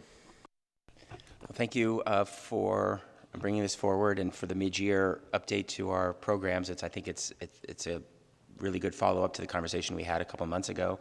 And after that conversation, I decided to put my money where my mouth was and upgrade my HVAC and furnace, and got a heat pump just a few weeks ago. And it was a really good experience and much less expensive than I expected and much smoother than I expected. And interestingly, I had just talked to Lori and found out that there were only 2 companies that do about 50% of our installations in the city. So I went with those 2 companies to get quotes, and they do them really well. But based on the mayor's story at the last meeting, it was clear that not all contractors are trained and prepared to do the work. And so it's great to offer an incentive to help get more of them prepared and trained to do that work, so that we don't have to rely on just a couple companies that really do it well. They interfaced with the city beautifully. They did all the work that was needed to be done, and have helped make sure that I receive, which I'm looking forward to receiving, my rebate from San Jose Clean Energy for the work that I did. So it's really been great and just in time for the cold weather. And so I'm not burning gas this month as the weather turned cold. So anyway, I'm excited about this program. Obviously, leaf blowers had a variety of reasons why we were interested in phasing them out, not just about greenhouse gases, but clearly from a straight San Jose clean energy perspective, it's not the best and highest use of our resources. I will say, though, I want to thank the team for the outreach that was done. I went to one of the the demonstrations that happened at one of our community centers where about a dozen or more contractors came out to see presentations on how to use electric leaf blowers, had demonstrations of all the modern electric equipment, and I got to try out some of the new electric leaf blowers. They're very powerful, just as I was pretty impressed by what I experienced, and I hope that we'll continue to do that kind of outreach and training and lessons to make sure that our contractors understand that this is a viable alternative now, and that it's also one of the things that they were told is it's better for the health and well-being of the operators who don't have to wear things on their ears to protect their hearing, and they don't have to breathe fumes all day as they do their work. So hopefully we'll get more people to voluntarily make the switch, and I would expect that over time there will be pressure on our city to follow along many of our neighboring cities to ban the leaf blowers, not necessarily from a climate perspective, but because the noise nuisance that gas leaf blowers do provide in our communities. There is the Bay Area Air District does offer rebates, but only in certain cities at this point, in Oakland, Richmond, San Pablo, parts of San Francisco. So hopefully we can advocate to have some of those rebates come into parts of our city, particularly East San Jose and other parts of our city, that would benefit greatly from better air quality. So with that, I will move the memo that I co-authored. I want to thank my co-author partners, Mayor Mahan, Councilmember Mulcahy, Councilmember Trios, Councilmember Candelas, for jointly working on this, and look forward to the report coming back in the spring. Great. Thank you, Councilor Cohen. Appreciate all your work on your passion about our Climate Smart plan, and glad to hear you're enjoying your new heat pump. It's worked out great for us. I also have been impressed with my electric leaf blower, for the record, but appreciate the thoughtful recommendation. It's balanced, it's targeted. What I like, and I think Councilor Cohen basically said it all, but I think it's great that we're targeting one of the big gaps in the market by creating an incentive for contractors to see this as a viable option, and not, whether through preconceived notion or a slight cost differential, see some impediment or be biased against offering the option and giving people a real sense of what the long-term benefits can be. So I think it's targeted and smart to do it as an incentive, and look forward to seeing how it goes. I don't see any other hands, so Tony, let's vote.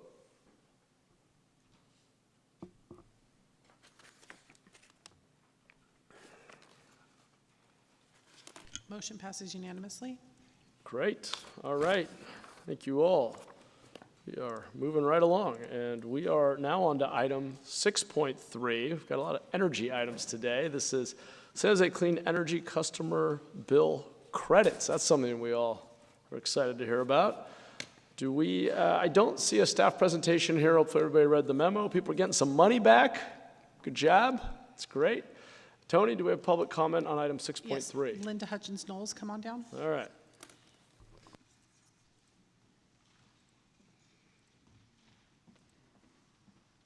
Hello again. I want to make a point that my letter this morning was pretty quickly written, and I've since checked with Lori, and I know that it's not very practical to make this change at this point. However, I still want to give this comment because I want you to think about this option in the future. These credits are going to be costing the program $25 million. And when I saw that number, my thought was, wow, what could $25 million do for our community to help our residents be more secure in face of the climate crisis? I also recognize that many of our residents are struggling to pay their energy bills. They are overburdened, and they deserve and need a credit. So Mothers Out Front supports very much this credit for low-income and moderate-income residents. But we also recognize that there are many in our community for whom a $40 one-time credit back will not make much of a dent or be much appreciated because they make a lot of money.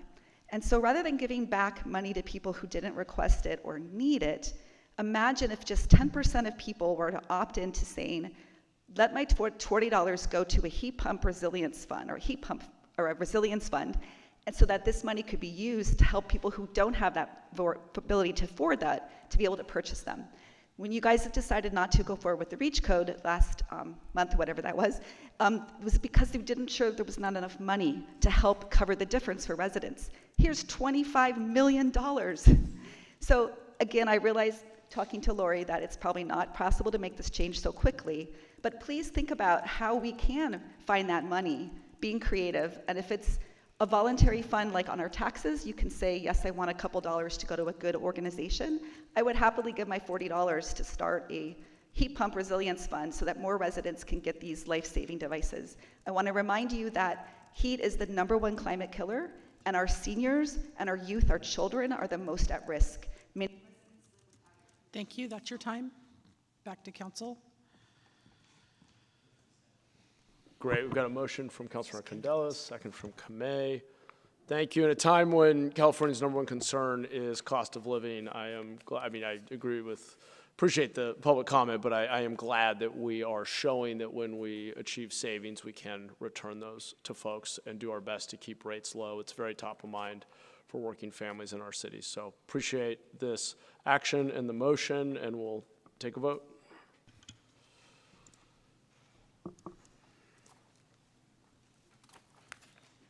Motion passes unanimously. Great, thank you. Thank you to staff. We're on to our final agendized item for today, and that's item 10.2. This is amendment to the Title 13 Historic Preservation of the San Jose Municipal Code. We'll start with a staff presentation.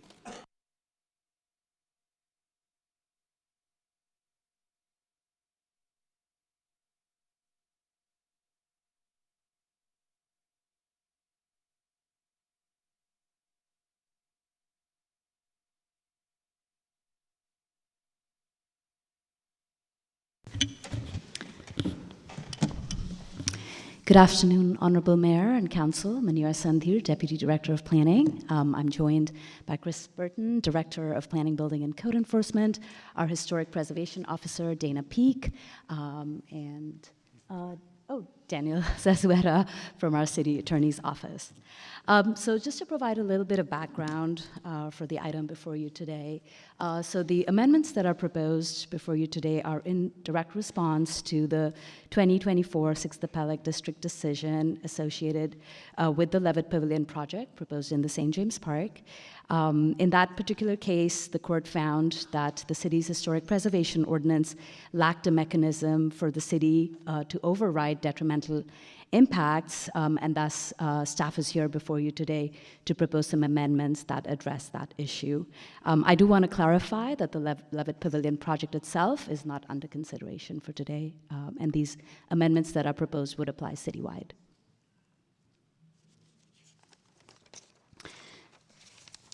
So to provide a brief overview of our historic preservation ordinance, which resides in chapter 13.48 of the San Jose Municipal Code, this ordinance provides the framework by which the city preserves its historic resources and provides process and definitions tied to the historic resources inventory, the designation process, how these projects that can impact these resources are reviewed, and then also tax incentives tied to the Mills Act program.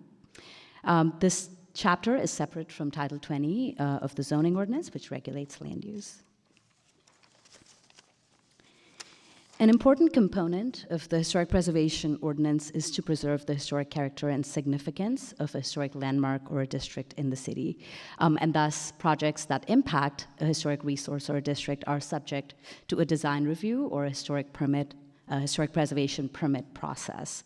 Projects that meet the Secretary of Interior standards for treatment of historic properties are considered compatible and can move forward.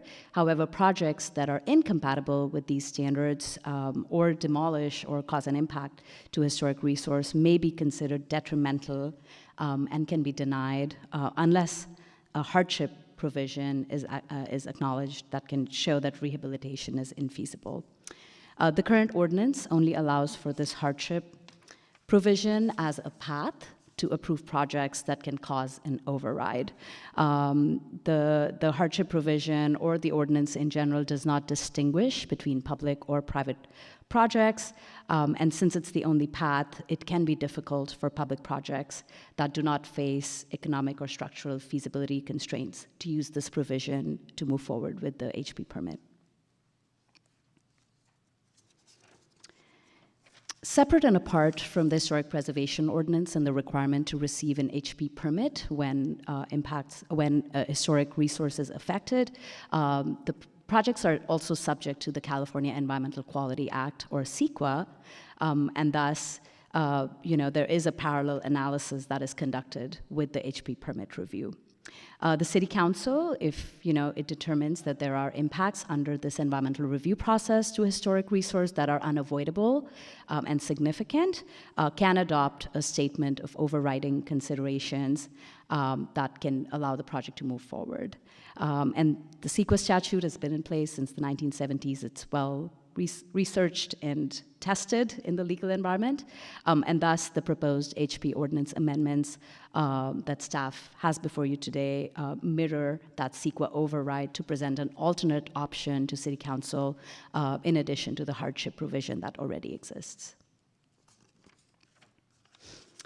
The proposed amendments also seek to clarify certain definitions in the ordinance, specifically for defining what constitutes a detriment, looking at historic integrity, substantial alteration, and also clarifying definitions for historic district and landmark.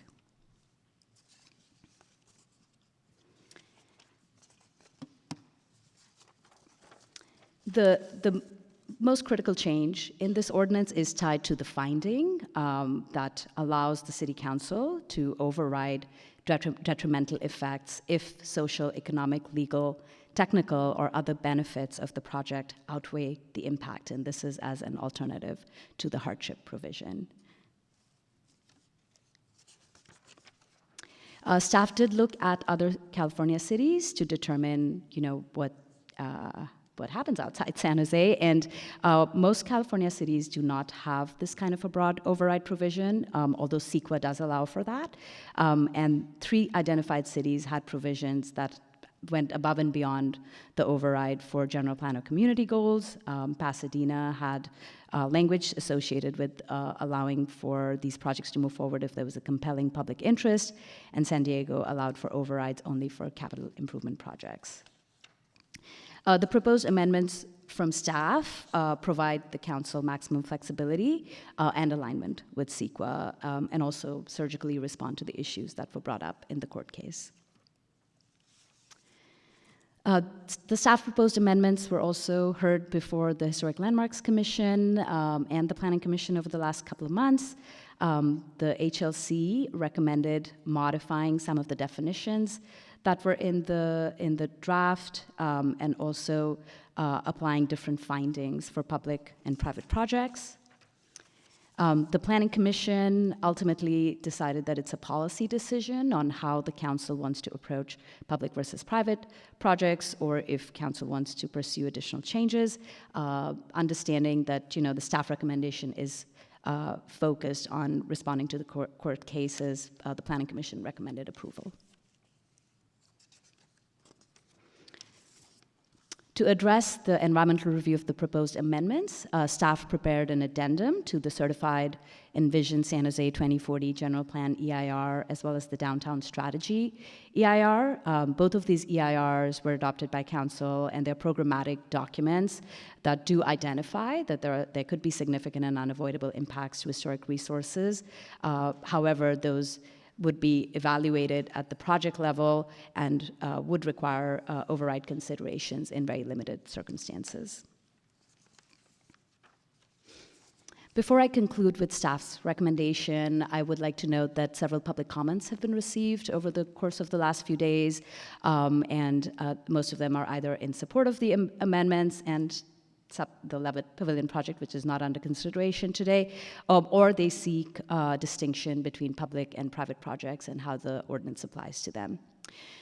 With that, staff wants to conclude that previously the ordinance only allowed one path for approval of projects, which was under the hardship provision, and in response to the case is proposing these amendments that allow the council maximum flexibility to approve a project with the override provisions that aligns with CEQA. And thus, staff recommends the council adopt the resolution approving the addendum and approve the ordinance that amends Chapter 13.48. Thank you. Great, thank you. All right, Tony, we'll start with public comment. How many cards do we have? I currently have 27 cards received. I'm going to call the names in the order that I received the cards. You do not have to come down in the order I call you, so if you walk a little faster than the other person, you can speak first. You each get 2 minutes. The timer will be above you. Susan Brandt Hawley, Sean Atkinson, Suzanne St. John Crane, Marie Peterson, and Song Tra. Come on down. Good afternoon again. Susan Brandt Hawley for the St. Clair Historic Preservation Foundation. I'm just going to talk legal in the little time that I have. Currently, your ordinance, the Historic Preservation Ordinance, gives greater protection to these city landmarks than CEQA does, because it doesn't allow any detriment, any harm from a project to a historic resource. And that's why this Levitt project violated the ordinance, because it's going to cause impacts to the historic resource. The city agrees, and then it couldn't be approved. Now the city is responding to the court order by amending the ordinance. And the city has the power to do that, of course, but it's reducing, because it's reducing current protections, it's going to cause more impacts to the city's resources, and therefore you need to do additional environmental review. I already mentioned that there's other reasons as well, but solely from taking this current ordinance and reducing its protections lower, in fact, than what CEQA allows. CEQA will still be there, but there will be impacts to historic resources to a greater extent. And when you have a project, and this ordinance amendment is a project, we all agree on that. When you have that kind of a project that may cause an impact to historic resources, you need to look at all in a public process, which we haven't had the comments and responses that CEQA allows in a public process.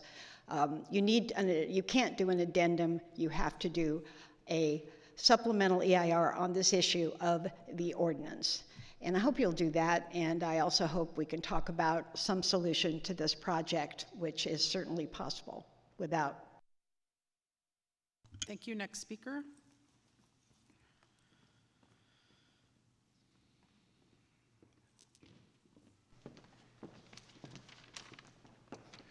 Good afternoon, Mayor Mahan, council members. I'm Sean Atkinson with the St. Clair Historic Preservation Foundation. We're right on the park. Been there in that building since 1892. We've been a club since 1888. We're a foundation, so we have a separate foundation, which has been confused in prior meetings. That foundation is in charge of keeping our historic building looking historic, pretty. I go out there and prune roses all the time, and I'm talking to people about our historical marker, taking pictures with them, and doing our part. It was a partnership that started back in 1979 to be a historic district, a nationally recognized historic district. Now, with this plan, which, it jumps way ahead on Levitt, so I don't want to discuss that, but we're putting things in jeopardy by reducing the protections of the historic ordinance and allowing this first one to happen. There was a city attorney in one of our meetings that said, hey, if they make a mistake on this ordinance, just vote them out. And one of the commissioners said, gosh, but the damage will already be done. And that's our concern, is that where are we going with this? If you want to meet with the stakeholders on the park about a project after you figure things out, then I think that's a really good thing. But right now, to change this ordinance so drastically and reduce its protections It makes no sense for a city of San Jose who just talked about all being green and all these other wonderful things. Well, we should worry about our historic resources as well. And I thank you for listening to me. I hope you at least continue this so we can have more dialogue and save the vote.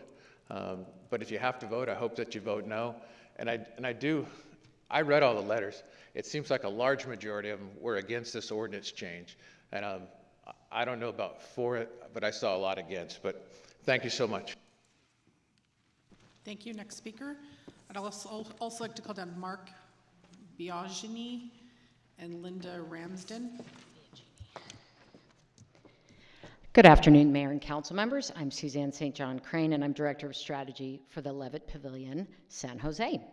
And I'm here today to urge you to vote yes on the changes to the city's historic preservation ordinance as recommended unanimously by the Planning Commission and as recommended by staff.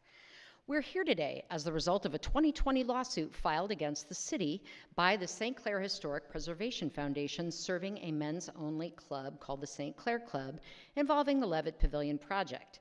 As a result of that suit, the Court of Appeal directed the city to include language in its historic preservation ordinance that clarifies the override power the city already holds regarding projects being proposed in historically designated areas. Per the city attorney's history and legal lesson at the 11/19 Planning Commission meeting, which I encourage anyone concerned about this ordinance to read, the language being proposed does not give the city more authority. It simply makes the authority the city already has more transparent by putting it in writing. And more transparency is a good thing. I appreciate our colleagues at PAC-SJ and their concerns, but I want to be clear here that the city must keep the language broad in order to mitigate future litigation that has already cost all of us taxpayers hundreds of thousands of dollars. Levitt has been through a 13-year design process, public input, vetting process. It's taking longer to get Levitt built than the Shark Tank. So let's stop handcuffing great public benefit projects that will help enrich and restore our historic spaces. Let's give St. James Park the love and activation it deserves by filling it with diverse, free, family-friendly live music for all, by providing a state-of-the-art, plug-and-play stage for local schools, nonprofits, and community activities. Let's make St. James Park a downtown destination that we can all, and I mean all, be proud of. Thank you. Thank you. Next speaker.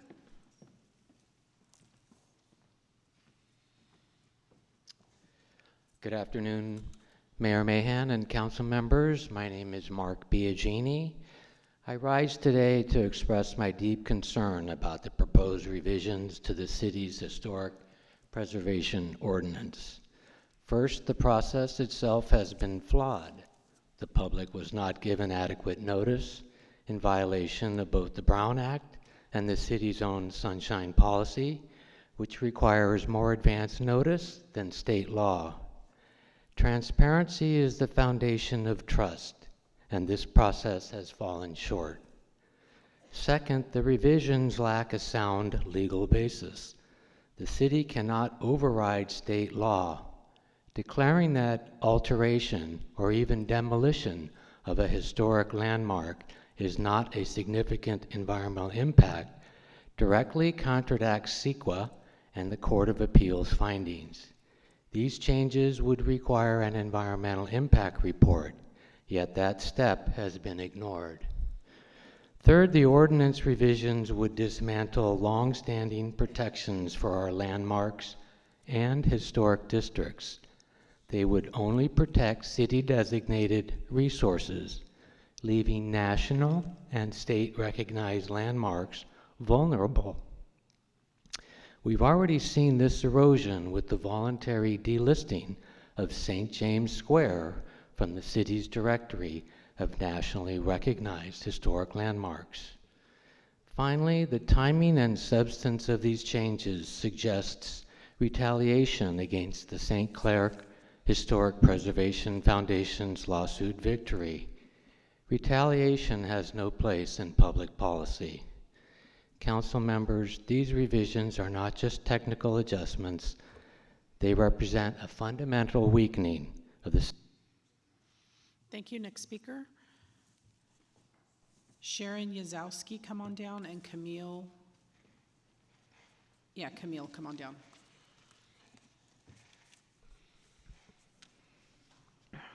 Good afternoon, Mayor Mahan and council members. I'm the Reverend Lindy Ramsden, a long-term resident of District 3. And from 1985 to 2003, I served as senior minister of the First Unitarian Church of San Jose, located on North 3rd Street, directly across from St. James Park. Built in 1892 and designated as a California State Historic Landmark, the church has served the community for generations. In 1995, the church suffered a devastating fire. Community support and affection were essential to the rebuilding of our historic church building. Indeed, historic preservation is fostered by community engagement and concern. With the senior center removed from the North 3rd and St. James corner of the park, and the vacancy of the high-rise next to the church, there has been less constructive activity in the park. Levitt concerts have been a joyous and community-building addition to St. James Park and neighborhood. I support amending the San Jose Historic Preservation Ordinance as necessary to proceed with the construction of the Levitt Pavilion. Fostering public benefits and including the revitalization of St. James Park. Levitt is helping us to build a more connected, resilient, and safer community. St. James Park needs more champions, and I believe Levitt's concerts will foster that community care. Thank you. Thank you. Next speaker.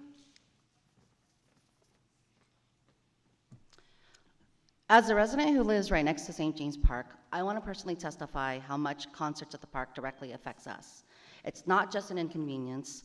Often the loud noise and bass from the speakers rattle our windows and reverberate through my entire apartment. It's been bad enough to affect my heart rhythm and give me palpitations and an overall feeling of unwellness. It makes my apartment completely unlivable for the duration of the concert that I have to leave and find somewhere else to go for the entire day to avoid it. Currently, concerts are seasonal and infrequent. I can't imagine how we would manage if this was constant and year-round. I want to ask the council to think about how you would feel in our shoes if an open-air Levitt concert pavilion was being built in your front yard. I don't understand why the council is adamant about bulldozing this proposal through, literally and figuratively, against many voices of protest and legal issues. Why they want to ignore the suffering and adverse effects to the quality of life to the residents adjacent to the park. Besides our apartment building on the north side of the park, there's residential homes on the northeast corner and the large senior living residence building on the south side. Currently, the 6 main Levitt pavilions in the US are all located in commercial or industrial sites or on large vacant swaths of land with no adjacent residential neighborhoods like ours. Why break the mold and violate our historical, environmental, and residential peace now? Have you looked at alternative sites that would better meet our needs without such a detrimental impact?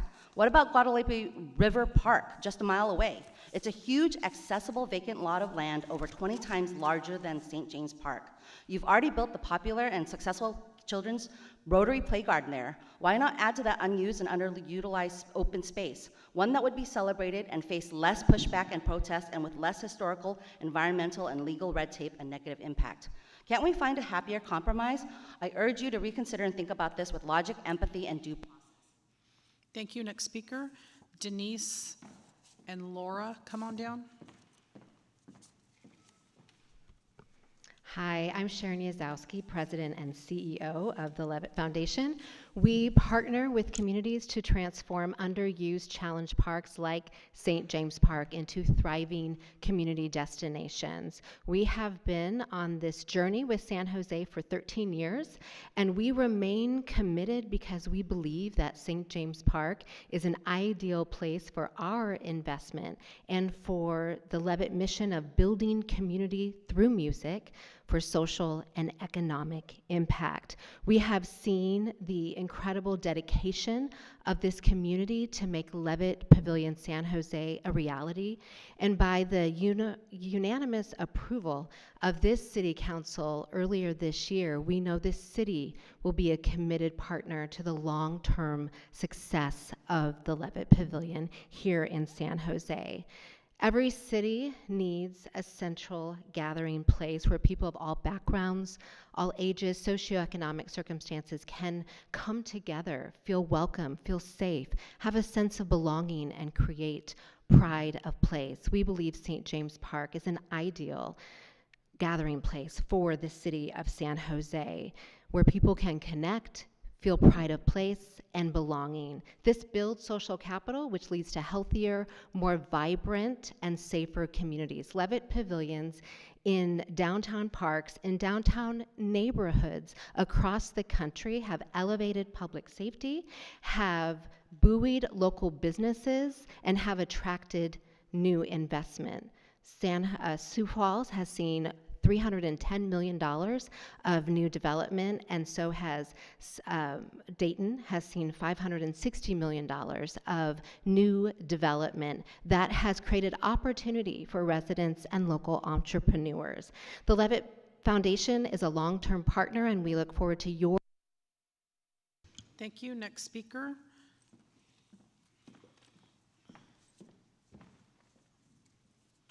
Good afternoon. My name is Camille Chihate, and I am the owner of the new Hopies location that just opened a block away from St. James Park. I'm going to give you a little of my personal history with music in San Jose. When I finally turned 21 in the 80s, I used to hang out at all the clubs downtown and go to the concerts at Spartan Stadium.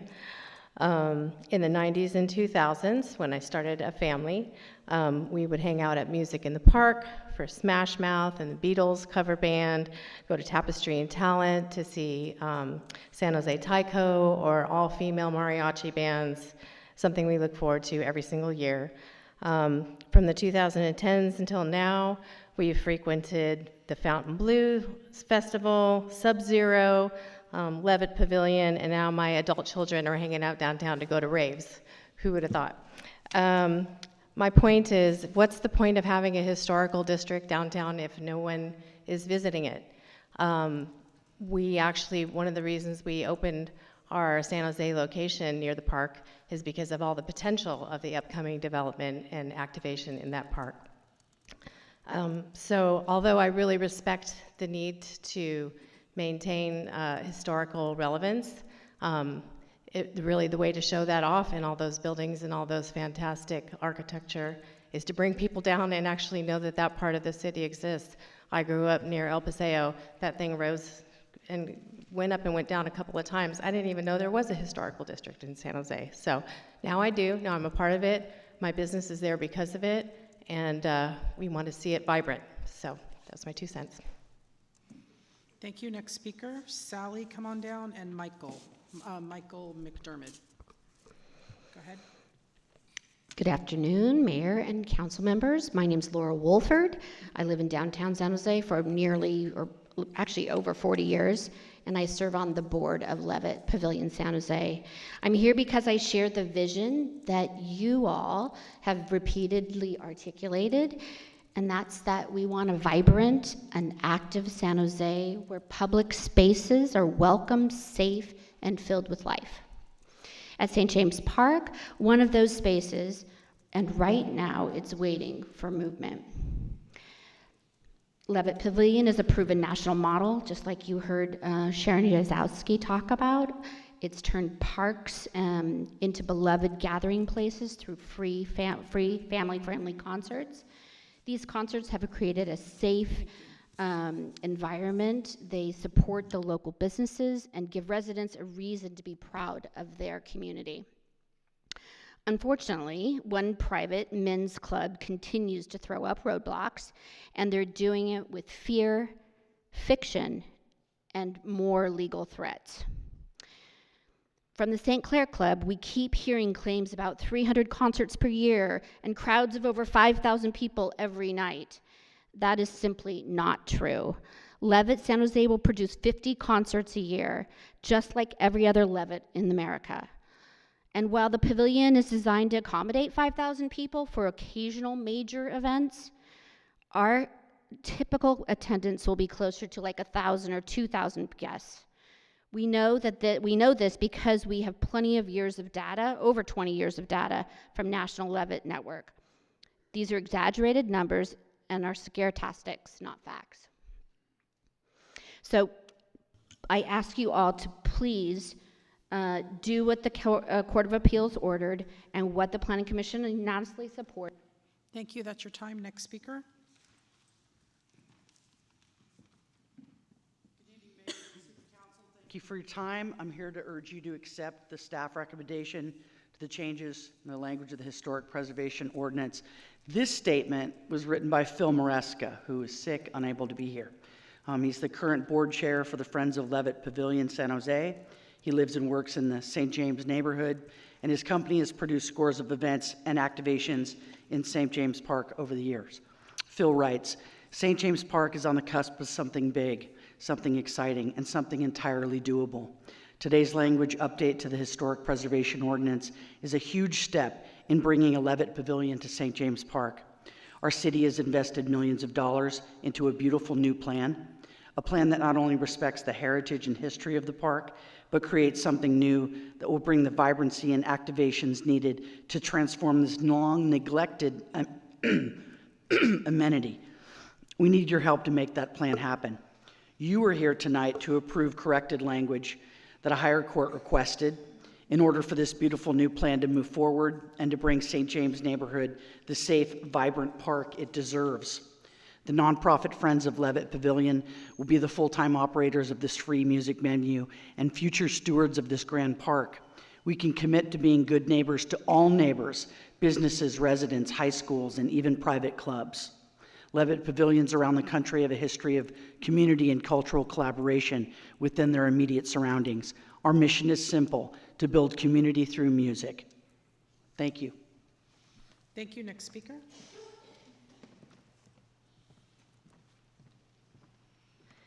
Good afternoon, Mayor and council members.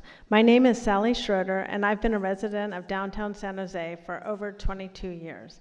I've raised my children here. We've played at the St. James Park after service at Trinity Cathedral, and I serve on the board of Friends of Levitt Pavilion, San Jose. For the past 3 years, I've volunteered my time to help bring the Levitt Pavilion to St. James Park. And during this time, Friends of Levitt has produced free, family-friendly concerts in the park so our community can experience what the future Levitt Pavilion will offer. Each performance has a welcoming, inclusive energy that reflects the diversity and spirit of San Jose. As part of our work, I randomly survey about 50 audience members per concert to understand who we are reaching, and the results are clear. At least 30% of attendees come from the surrounding 95112 neighborhood. Across every concert, 70 to 80% of the audience is from San Jose zip codes, with representation from all 10 council districts. The remaining attendees come from nearby cities like Campbell and Santa Clara, and occasionally from across the Bay Area, depending on the artist. We have demonstrated that a Levitt Pavilion at St. James Park will serve all San Joseans. Anyone who attends our concerts can feel the beauty of the historic park, the mature shade trees, the expansive lawns, and the historical architectural landmarks, and can see how activation creates safety, vibrancy, and community connection. Preserving St. James Park must include activating the park so residents can enjoy spending time in the park without fear. I urge you to approve the new Historic Preservation Ordinance language as recommended unanimously by the Planning Commission and supported by the majority of the Historic Landmarks Commission. San Jose deserves a St. James Park. Thank you. That's your time. I'd also like to call down Ben, John Ball, and Mark Tersini. Come on down. Good afternoon. My name is Michael McDermott. I am yet another board member from the Levitt Pavilion, the Friends of Levitt Pavilion, San Jose. I'm also a resident of District 3. We are here today following a Court of Appeal decision that directed the city to clarify language in our Historic Preservation Ordinance. The proposed update does not grant new powers to the city. It simply clarifies and aligns existing authority that the city already holds, addressing the specific concerns raised by the court. The proposed language brings our ordinance into alignment with the established CEQA practices and mirrors how other major cities handle projects in historic districts. This is a refinement of existing policy, not an expansion of power. The city attorney has confirmed this approach protects our community from ongoing litigation risk. This ordinance update benefits all future projects by providing clarity and consistency in how our city exercises its existing authority. The proposed change provides the clarity needed to fulfill this council's responsibility to weigh preservation values against community benefit while maintaining full accountability to our voters. I support this change because I support revitalization of St. James Park. The Levitt Pavilion represents 13 years of community collaboration, public input, and neighborhood stewardship. As neighbors in the St. James Park District, the Friends of the Levitt Pavilion are honored to partner with the city to create a safer, more vibrant park that our entire community can enjoy together. This council unanimously approved our partnership and agreement August of this year, demonstrating strong support for this transformative public benefit project. This ordinance update moves that forward and further voices your support for the evolution of our great city. In closing, I respectfully ask you to approve the historic preservation ordinance language. Thank you. Next speaker. Also come on down, Alexandra and Thomas Aguirre. Mayor, council members, staff. Ben Leach, Executive Director of the Preservation Action Council of San Jose. I just want to start first by saying that if this agenda item was about the Levitt Pavilion, it would be a very different discussion. I really want to reiterate that this is an agenda item about the Historic Preservation Ordinance, which is the foundational document of preservation policy and planning in the city. And it was the purpose of the ordinance is to preserve city landmarks. And that decision has been made by yourselves as council, by previous councils. This was an affirmation that these are the buildings, these are the districts that the city should try to preserve, unless under very specific circumstances they can't. So PAC-SJ's main concern is the overridingly broad definition of overriding considerations that is in the section D. I do want to reiterate something that staff mentioned. There really is no other city in California that has such broad language in their local ordinance for overrides. The idea that this could be in parallel with CEQA, I think, makes a certain amount of sense, but CEQA is meant to guide a process and to identify potential impacts, not to assume preservation. The ordinance assumes preservation, as it should.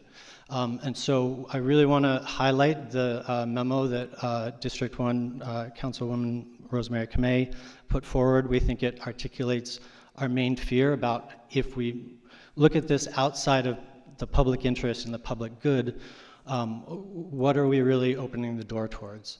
And I think that at the Planning Commission, a commissioner asked the right question: what's the next project that this is going to affect? Thank you. That's your time. Next speaker. Good evening, everybody. John Ball here.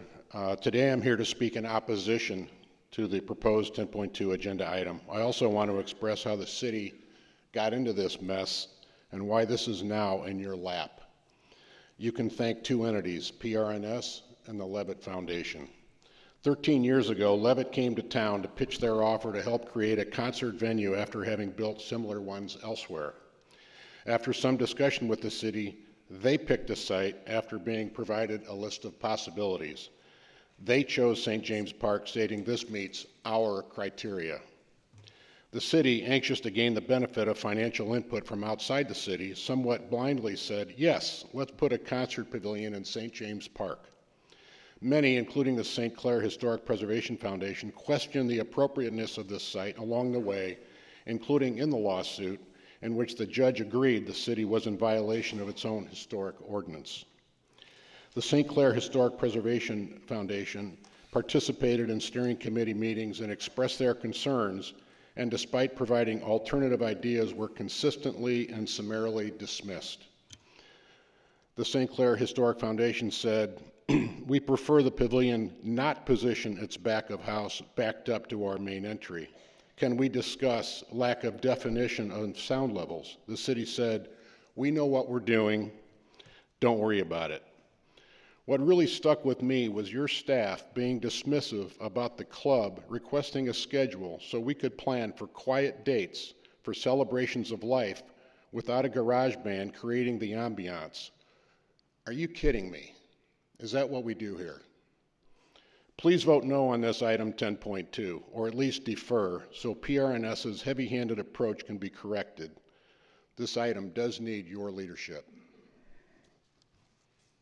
Thank you. Next speaker, Larry Ames, come on down, and Denise. Actually, I think I already called Denise. And Michael Brio, come on down. Go ahead. Mr. Mayor and members of the council, Mark Chersini with KT Urban.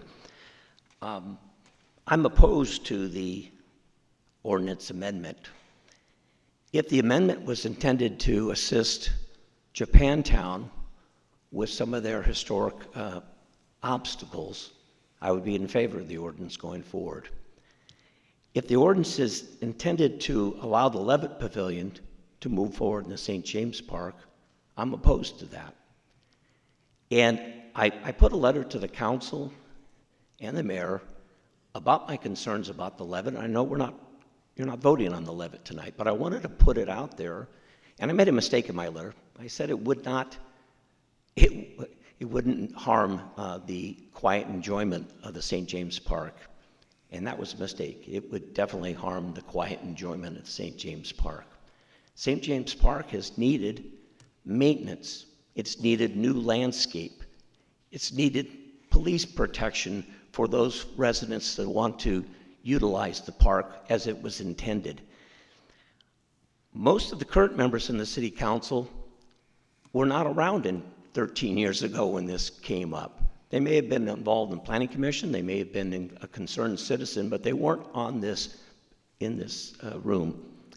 And so what I'm asking for is that I'd like the current council to continue this item and direct staff to actually look at Discovery Meadow Park. It's a perfect park for this type of venue. It's not in an historic district. It has light rail right there. It has an abundance of parking. It would not have any sound concerns.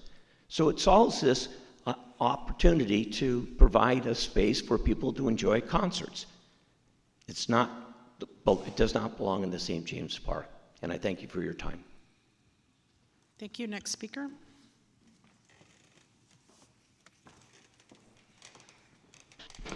Good afternoon, Mayor and members of the City Council. I'm Alexandra Urbanowski. I'm CEO of SV Creates, which serves as the Arts Council for Santa Clara County. I'm also a downtown resident and live just a few blocks from St. James Park. I'm speaking in support of the Staff and Planning Commission recommendation related to the ordinance amendments, which will allow appropriate San Jose City Council oversight and discretion related to historic preservation and community best uses and benefits. SV Creates funds and supports arts groups and artists in San Jose and the surrounding region, including groups who will have an opportunity to use the new Levitt Pavilion once completed in St. James Park. We support this ordinance change to advance long-term planning and benefits to our city in general, and specifically are strongly in support of moving forward with the next steps to be able to build and open the Levitt Pavilion in San Jose. The Levitt Pavilion will provide more access to music to local residents.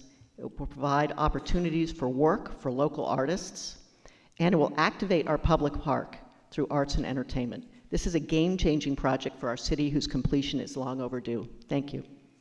Thank you. Next speaker.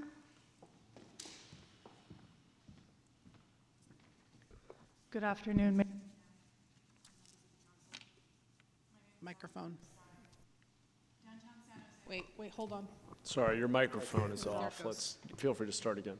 A little short. Downtown San Jose stands at an important crossroads, one where cultural activation, thoughtful urban design, and community-driven investment must work hand in hand to shape the city's future. Few projects embody this vision more fully than the proposed Levitt Pavilion at St. James Park, and I'm here in support of the amendment. As someone deeply engaged in the life and evolution of downtown San Jose through real estate, arts advocacy, and civic participation, I have seen how public spaces can either divide or unite a community. The Levitt Pavilion represents an opportunity to transform one of our city's most historic yet underutilized parks into a welcoming, inclusive gathering space for all residents and people of all backgrounds. The pavilion's mission to offer free, high-quality live music and cultural programming aligns perfectly with San Jose's broader goals, supporting local artists, creating family-friendly outdoor spaces, and encouraging economic activity that benefits small businesses and neighborhoods alike. Its impact will extend far beyond its stage, revitalizing St. James Park and reaffirming our downtown as the cultural heart of Silicon Valley. While it's essential that the project move forward in full compliance with CEQA and local environmental regulations, I think the current review process should be seen as a chance to strengthen, not stall, this community vision. I have personally taken my 3 young children to St. James Park on many occasions for the Levitt Pavilion, free concerts, and they have been able to enjoy the playground and natural surroundings in a safe setting with our neighbors and community members. The Levitt Pavilion promises an inspiring civic landmark that honors its past while embracing our city's future.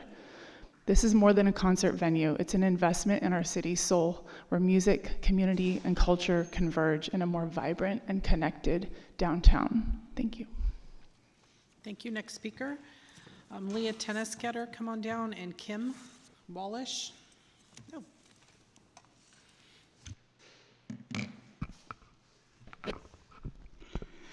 Hi, my name is Thomas Aguilar, board member of Friends of Levitt, volunteering my time and experience for the past 5 years. I was born and raised in the east side of San Jose, where I currently reside. I lived downtown for 17 years and have been contributing my blood, sweat, and tears and money as an artist, curator, producer, and DJ for the past 2 decades. I have lived and somehow survived the lack of spaces to present live music in this city.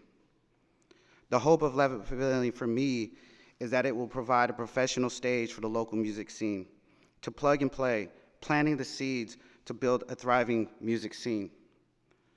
It brought me joy to bring my 16-month-old daughter to her first, second, and third concerts on the St. James lawn this past series. Seeing her light up and dance to her favorite music, cumbia, is something I'll never forget. This is what Levitt is all about. When we say building community through music, it's representation, accessible, fun, diverse, and safe. Let's move ourselves into the future. I ask you to approve the new Historic Preservation Ordinance language as recommended unanimously by the Planning Commission and by staff. Thank you. Thank you. Next speaker. Yes, hi, Larry Ames, speaking for myself about the ordinance.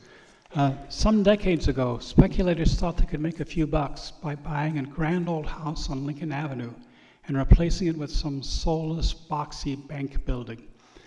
We in the community pushed back. The house was recognized by the city as a city landmark. The speculators backed away. The building was restored, and now the Buffington House is an active business in the heart of a vibrant Willow Glen. Historic places like this contribute to the fabric of the community, making it an interesting place to live and to come visit.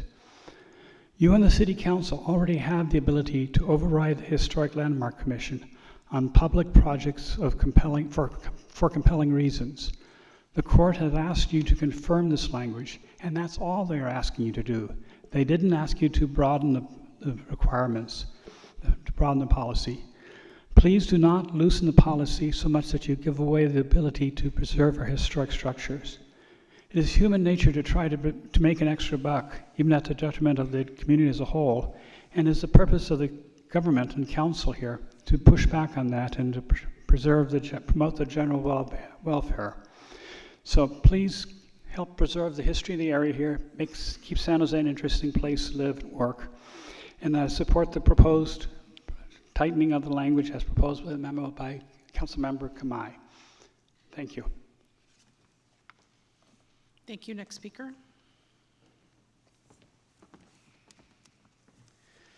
Good afternoon, Mayor, Vice Mayor, and City Council. My name is Michael Brio, and I'm a long-term downtown resident, an urban planner, and someone who's worked for many years to create a vibrant arts and cultural scene in downtown. Throughout my career as a planner, I've been passionate about creating a great city in San Jose.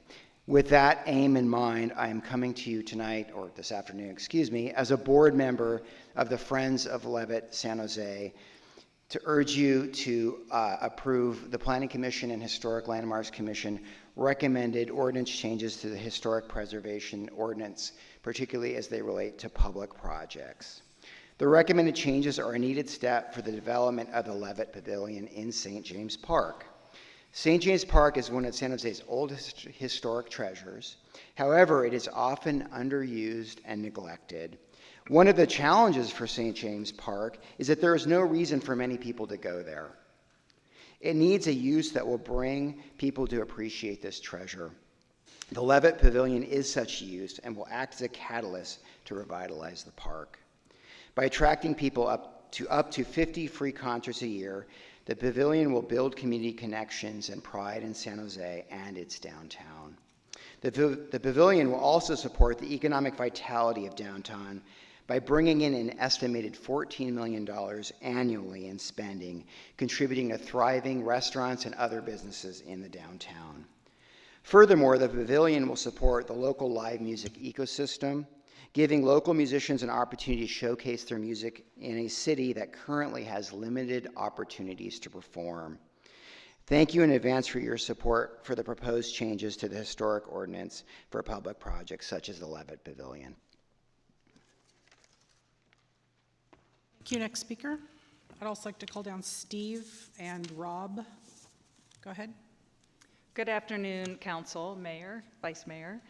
Leah Tennisketter, President and CEO of our San Jose Chamber of Commerce, and I'm here in support of the proposed amendment to the Historic Preservation Ordinance.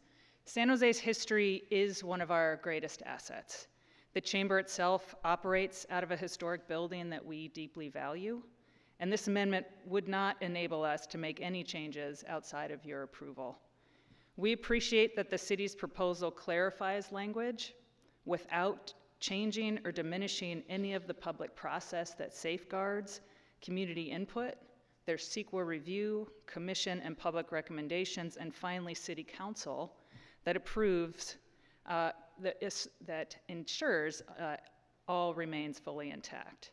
Clear and consistent definitions give residents, property owners, and businesses the certainty they need to invest in San Jose. Importantly, this clarification is in the ordinance's wording, allows the Levitt Pavilion project to move forward. Strengthening our entertainment economy and elevating downtown's vibrancy are goals broadly shared across this city, and Levitt is a meaningful step forward for both. With the authority you hold comes great responsibility to ensure the clarity, predictability, and progress while honoring our history. For these reasons, the Chamber urges your support of this amendment. Thank you. Thank you. Next speaker. Good afternoon. I'm Kim Wallish, longtime downtown resident and retired deputy city manager. Retired deputy city manager. The St. Clair Club's 6-year litigation effort to stop the Levitt Music Pavilion gave us 6 years to show that in San Jose, you can't keep a good idea down. In 6 years, we have proved that San Jose residents will joyfully attend free family-friendly concerts in the park. We have proved that our Friends of Levitt nonprofit will activate the park as good neighbors, and we have strengthened our collective resolve to realize our vision. Please support the recommendation of the city staff and city attorney. While I understand preservationist concerns, when it comes to development projects, San Jose has extremely robust processes for community input, has active citizen advisory commissions to council, and a very robust vetting of city staff analyses and recommendations. This ensures extensive input to your council decisions and shines a spotlight on council accountability to the common good.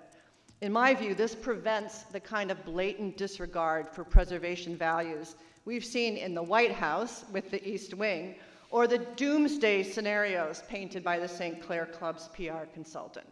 So please clear the way for Levitt to build. Build trust in community that we will persist and not keep a good idea down. Last, we'd really welcome members of the St. Clair Club to shift from being opponents to being allies. The members I know include developers and business people who regularly do business with our city and seek our community support. I also know them to be men who care deeply about San Jose. By joining us, club members' personal legacy. Thank you, that's your time. Next speaker, Alexandra and Blair, come on down. Good afternoon, council members and Mayor Mahan. My name is Steve Paulson. I'm a 25-year resident of San Jose. It's my understanding that the Levitt Pavilion project has already been reviewed several times and approved by Landmarks Commission, the Planning Commission, and City Council following an extensive multi-year process. What we're discussing this evening or this afternoon is whether or not to approve the clarifying language to the HP permit approval process. I support the language recommended by city staff, and here's why. As a former two-term Landmarks Commissioner and design professional, I have reviewed hundreds of development proposals that involve securing HP permit approvals in San Jose and other cities in the Bay Area. I believe that the appellate judge, the one ruling on the Levitt Pavilion project, has made a reasonable suggestion by asking San Jose to clarify its municipal code in order to avoid the ambiguity surrounding HP permits. The ultimate authority to approve HP permits for demolition and alteration still rests with City Council. It has always been this way, and this action clarifies that ambiguity. To be clear, any updates to the HP permit policy should support the goals and activities of our city's Office of Historic Preservation and not hinder them. In my opinion, this policy clarification is something that is long overdue and should be approved. Thank you. Thank you. Next speaker. All right. Good afternoon, Mayor, council members, staff, team, everybody. My name is Rob Lindo, and I am chair of the board of the San Jose Chamber of Commerce and also chair of the San Jose Chamber of Commerce's Sports and Entertainment Committee. And I am here today to express my strong support for the proposed amendments because they allow for the Levitt project to move forward, something that will bring meaningful long-term benefits to both our residents and our downtown. Levitt Pavilion is more than a music venue. It represents a major step toward reactivating and reimagining St. James Park. Free, family-friendly concerts and community events create the kind of consistent, positive foot traffic that improves safety, supports local businesses, and restores confidence in our public spaces. As a longtime resident of downtown myself, I cannot emphasize how important that is. I can see this park from my window. And another place where they have a lot of great outdoor concerts, I can see Cesar Chavez as well. Still have a minute, we're doing good. The economic benefits, though, are also substantial. You've heard other speakers mention it, but the programming that will come from the Levitt Pavilion will generate $14 million in new annual local spending.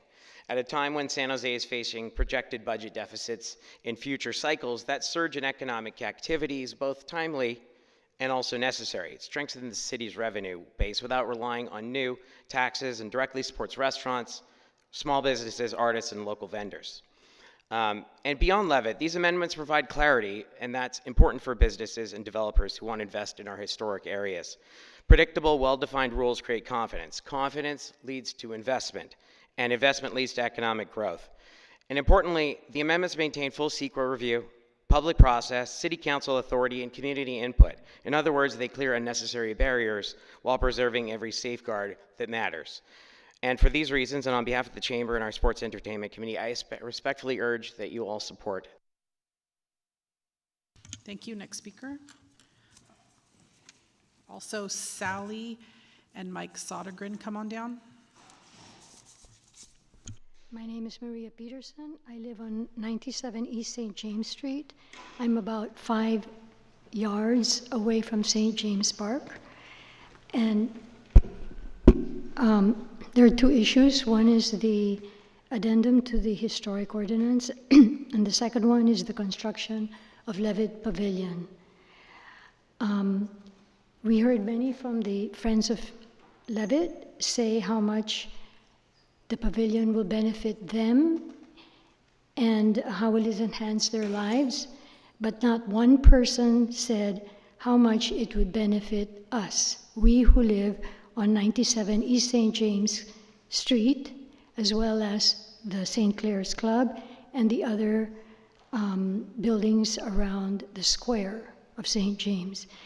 So they did not, none of the Friends of Levitt mentioned how the loud concerts would enhance our lives, how the trash resulting from all of these concerts would benefit us, how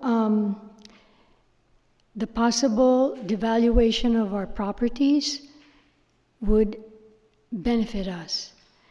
The problem is that the pavilion issue at St. James Park has pitted the Friends of Levitt as well as other people against the St. James residents, the people that live actually in the St. James Park area. This is not community building. It is pitting one group against another. So why not build the Levitt Pavilion in the Meadow Park that somebody else mentioned, or in the Guadalupe River area? Thank you. Thank you. Next speaker.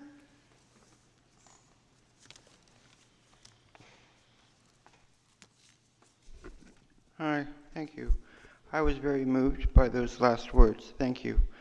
I'm not fully understanding this issue, yet I'm here at public comment time to offer my feelings, thoughts, and ideas. Thank you. I wanted to quickly offer that this has been a very old issue. It's so old that, I was still living here when this item first arrived to City Council, and now you're still addressing it. That was back, I left in 2022, and it was here way before that, so. I am, as I said, I was very moved by the previous words. I was also moved very much by Kim Walish's words, who I haven't seen for a while, and she offered, how can we work with the men's club, St. Clair Men's Club group, towards some sort of middle ground. And I'm really interested in that concept, and how to build middle ground with issues for our future at this time. Thank you to Mayor Mahan for his previous work with working with the Trump administration on ICE agents to not arrive in the Bay Area. That's an example of how I really want to be thinking. And so I hope in what Kim Walish has mentioned, there's an importance, and from what the previous person just mentioned, in that mediated process, can a new pavilion site be created overall? You've created some interesting new ideas for historical preservation based on current corporate standards. Good luck how it can be far-reaching and eternal for all of us, and a good negotiation process can. Thank you. Next speaker, Mark Schroeder, come on down, and Tamiko, and Evelyn. Go ahead. Hi, Sally Zarnowitz. I'm speaking with PACUS J today, Preservation Action Council San Jose. We've been following this item, of course, because it affects the Historic Preservation Ordinance. The Landmarks Commission had concerns about separating public and private. We are so thankful to Councilmember Kamei for putting forward a memo that acknowledges that. That language didn't make it through from Planning Commission, so what's before you today includes public and private equally. And the project before you, which we do, or it's not before you, I apologize, but the Levitt project, you know, the court said it could go forward, as noted in the memo, with just allowing for these overrides for public projects. And that's what we're really looking for, the support of the memo in that. Also keeping in mind embodied energy, since you had this discussion on greenhouse gases today, we believe the way the ordinance has changed would allow demolitions of landmarks, which is different than an infill project in a city landmark park. So, you know, activating a park is one thing, demolishing landmarks is another, and we feel that just adding that simple language of, you know, that it's a project that provides a public benefit, as the memo before you does, is addresses that concern and also allows the city to go forward with any with the approvals that they have in mind. So thank you very much. Thank you. Next speaker. Hi, good afternoon, Council and Mayor. My name is Tamika Rest. I am the president of the Japantown Business Association, business owner and fifth generation resident of Japantown. I reached out to Councilmember Tordillos and his staff because of decades-old issues in our neighborhood related to historic preservation, and we do support the city's amendment. The historic resources inventory and the rules surrounding historic preservation have left nearly a dozen buildings in condemned condition in Japantown and have literally bankrupted families who are willing to renovate them. The needs of each district should be considered individually without undermining the intent of the original historic preservation ordinance. Any additional inflexibility around the ordinance will cost us time we cannot afford and leave our neighborhood even more vulnerable to decay. We would like our own community and residents to make these determinations, and we hope the City Council will enable us to do so. Thank you. Thank you. Next speaker. Hi, good afternoon, Mayor and City Council members. I live in the Lake House Historic District in San Jose. I'm a 30-year resident of San Jose. I've seen great times thriving downtown and not so much. The attention seems to be paying to the Levitt Pavilion project. My question about the site that's been selected, St. James Park, is what happens to the unhoused community members that populate that park? And how do we get them housing and a better place to live? I sympathize with the young lady who said that the sound level from live concerts is so disruptive. I'm now experiencing that due to the lot at Creekside development. I literally, like she said, have to leave home to able to have some peace. With regards to preserving historic structures and spaces, I think when you think about relocating, demolishing, don't do that. Because when you erase history, you erase the opportunity for future generations to experience what we all have experienced. So I am opposing this amendment. I think when you lose sight of history, you lose sight and you don't, you forget. So I just think it's super important. So thank you for your time. Thank you. Next speaker.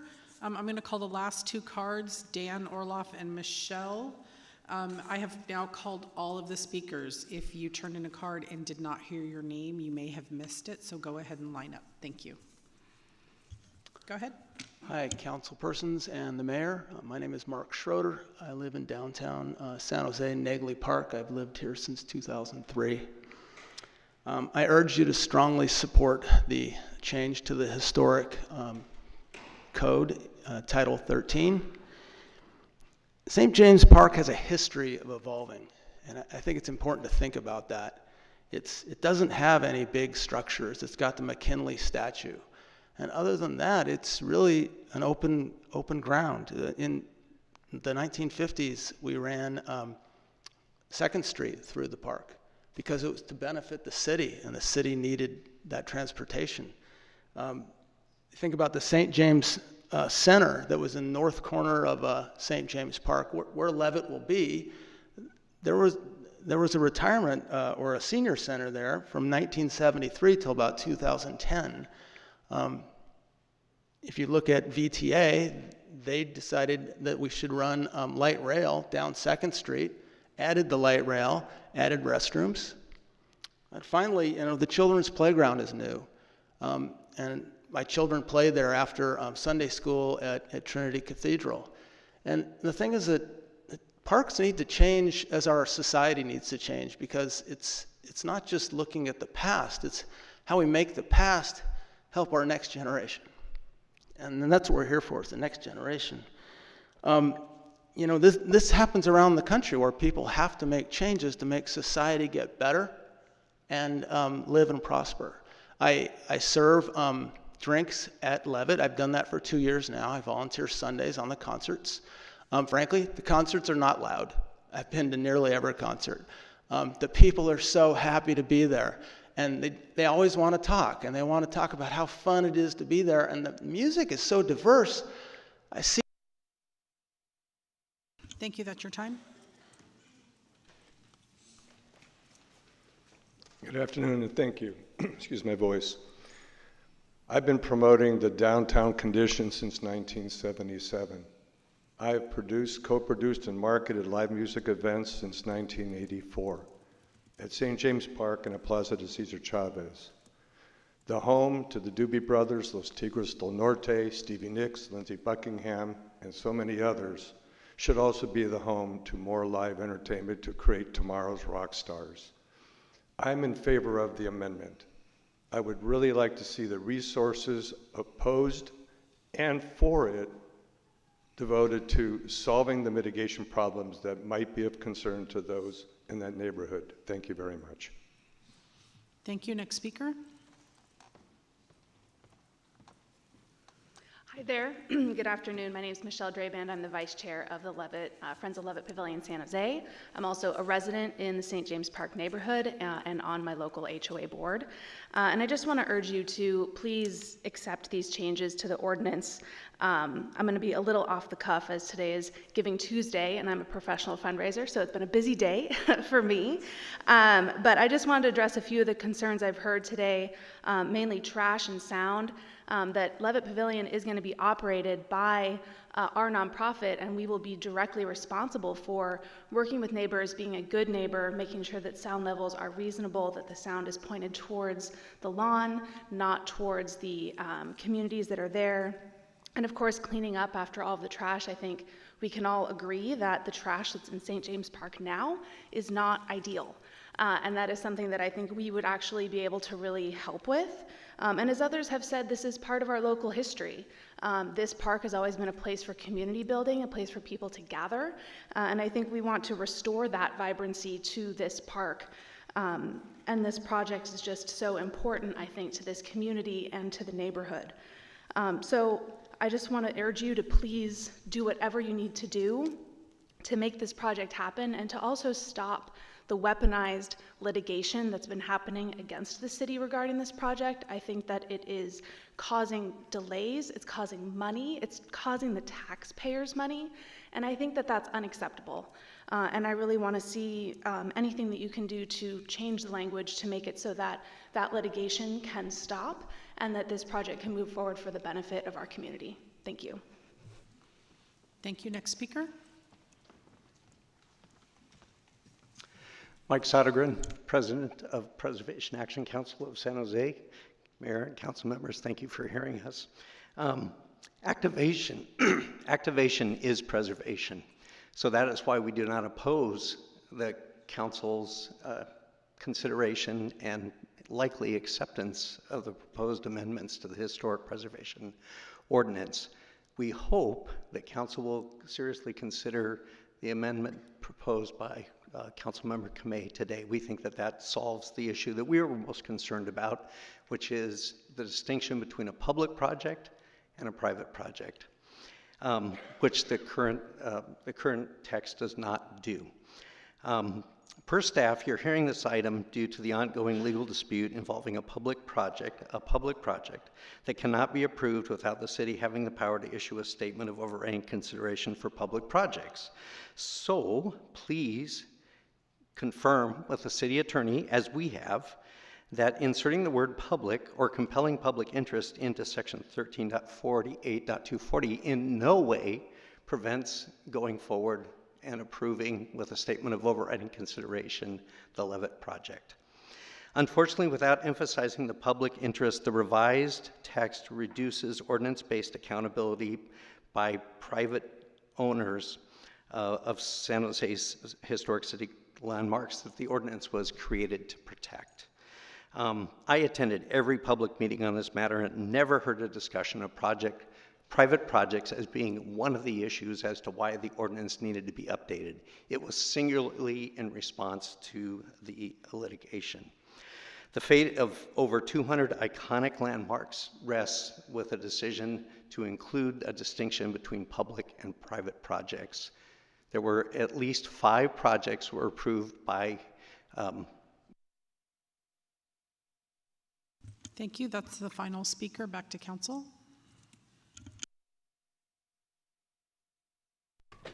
All right, well, thank you all very much for taking the time to be here and weigh in during this important public comment opportunity. Thank you to my colleagues for listening intently. There were a lot of compelling arguments made all around. Most of the comments I heard this evening really revolved around the merits and demerits of the proposed Levitt Pavilion and the future of St. James Park. And in terms of my comments, at least, I'm going to maybe surprise and certainly disappoint many of you by not weighing in on that debate, because to me that is actually not what is at issue in this vote. I know it is relevant, and I understand for many of you, you came tonight because that is what has motivated you, and that full respect for that, and I hear the arguments on both sides, and there will be, as there have been many times in the past, additional opportunities to discuss the merits of that specific project. But the question tonight, and what the council's being asked to vote on, is really a question about the appropriate authorities of the council acting on behalf of the community and the legal pathways we have for determining whether or not a project that has historic impacts provides an overriding benefit or rationale for the council to be able to move it forward. And as the court has made clear, the city has that power, but we have tied our own hands through our own ordinances and said that we don't outside of this hardship provision, which, at a time where we talk a lot about CEQA reform, and we see state leaders finally seeing the light on the extent to which very onerous CEQA restrictions has helped produce a severe housing shortage and affordability crisis, and we look locally at how to have better processes. This particular ordinance, as currently written, stands out like a sore thumb because it doesn't even give us the discretion to do the kind of override we do in all other CEQA cases where you're talking about other kinds of impacts. So I support the amendment because I think what's before us tonight is simply the question, and it's an important one. I understand it can have profound implications, and we'll continue to debate individual projects as long as we're all here, and I'm sure far beyond. But I believe fundamentally that this council and the elected leaders in our city who are the most accountable to the people, not an unelected administrator in a department, not a judge weighing in from afar on the arguments being made by two opposing legal teams, but this council, on behalf of the community, should have the discretion to weigh the benefit of a given project against the impacts, and through a very, as has been noted, robust public process with many steps, ought to ultimately and clearly have the sole authority to determine that override. For that reason, I also will just say, and I appreciate the comments made by PAC SJ, and I understand I have a lot of respect for the group and Ben and his leadership and their work, particularly work they've done to help facilitate adaptive reuse. I do have concerns with the blue memo, we call it a blue memo, the memo that came in this afternoon from Councilmember Kamei. I appreciate it's in good faith, certainly well intended. There's a lot of detail here I appreciate.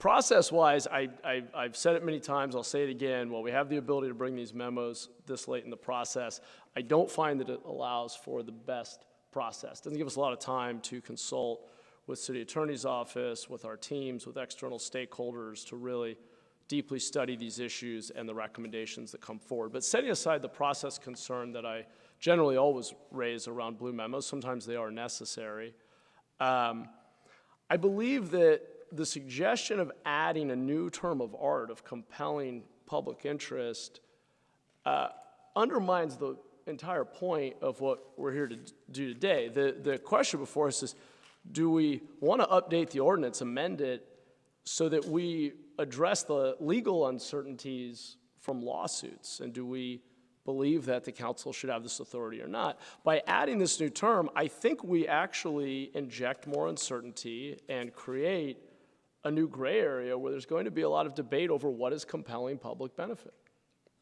And I think, again, I fall back on, do we want the council to ultimately have the authority to have that discussion in public and weigh pros and cons?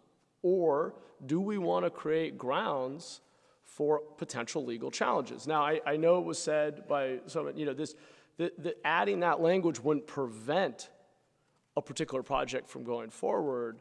But Susanna, as our city attorney, I'll just ask you very simply, does adding additional language over and above what staff recommended create some additional uncertainty or interpretation that may need to be worked out in the future? And if you wouldn't mind just sharing with your mic on.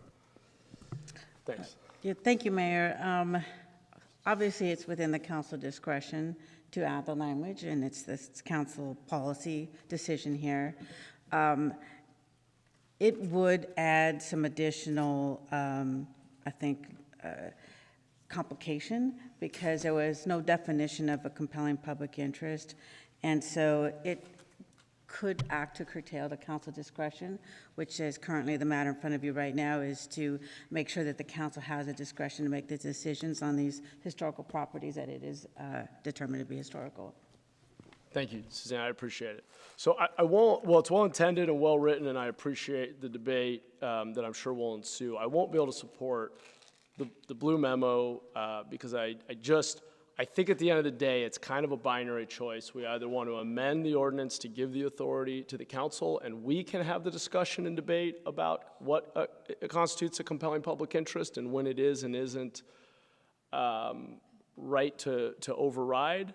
I really don't want to water it down. I think staff put a lot of time and effort into writing this a specific way to reduce the uncertainty from future lawsuits. And again, my concern has been more around frankly, the property owner, the small, long-time, multi-generational property owner in Japantown than Levitt Pavilion. But setting aside any individual project, the question remains, who gets to decide? And if we start adding new terms and more complexity and uncertainty, we, I think, are undermining the direction we gave to staff to come back and give that authority clearly to the council. And I would trust us, being elected and accountable to the people and our future councils, to make a better decision and weigh those trade-offs more effectively than any administrator, lawyer, or judge, frankly, because we know our neighborhoods best.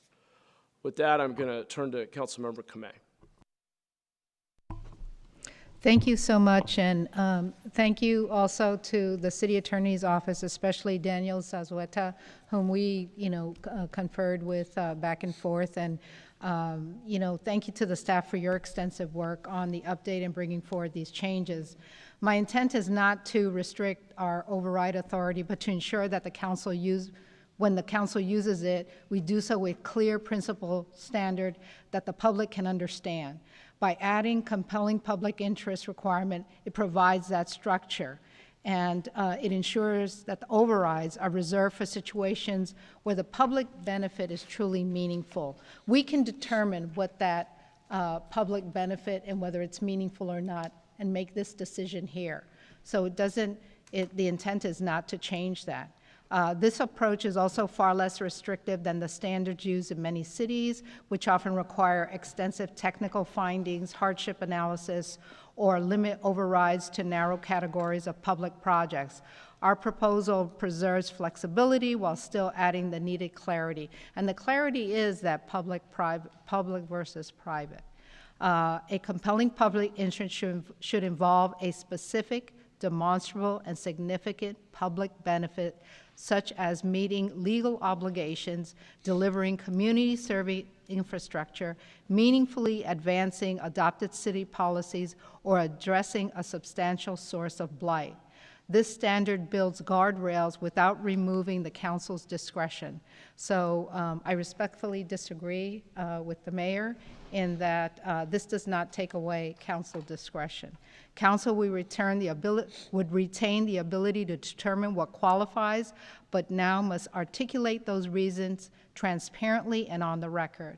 And with that, I respectfully move staff recommendation and my memo. Second. We turn to Councilmember Tordillos. Thank you, Mayor, and thank you also to all of the members of the public who wrote letters and came in to speak today. As the Mayor said, obviously a lot of folks have strong feelings about the pavilion itself. I have my own feelings about the pavilion, its potential to activate St. James Park and incentivize some additional economic activity and development. But as was said, that's not really what we're voting on here today, which is the technical update to the Historic Preservation Ordinance. I am sympathetic to a lot of the sentiments expressed in Councilmember Kamei's blue memo, and I really do agree with some of the information that's put in the background there about the importance of having accountability, of having a transparent process for making these determinations. But I don't know that I'm sold that the recommended language changes are actually necessary to achieve all of those ends. I was looking through the staff memo, and it already has mentioned there that the amendment, quote, adds an alternative approval path and allows council the ability to document specific considerations justifying approval despite negative impacts on landmarks in historic districts. So I guess a quick question for staff. If we were to move forward with the proposed language in the staff recommendation, would it still be the case that when we want to make these determinations of overriding considerations, that council would make findings that explain the decision-making process? Yes, that is correct. Thank you. I think that's, an important thing to just have on the record there, that regardless of what we move forward with today, there will still be a process for council to weigh the potential pros and cons between historic preservation and some of the other goals that we are trying to advance here in an open forum where we can have documented findings on the record. I share some of the concerns that the proposed language may be overly broad. It's been mentioned that this has been a long time coming, this project, the pavilion itself, stretching back over a decade. And multiple years of that delay were specifically because of litigation and then multiple rounds of appeal.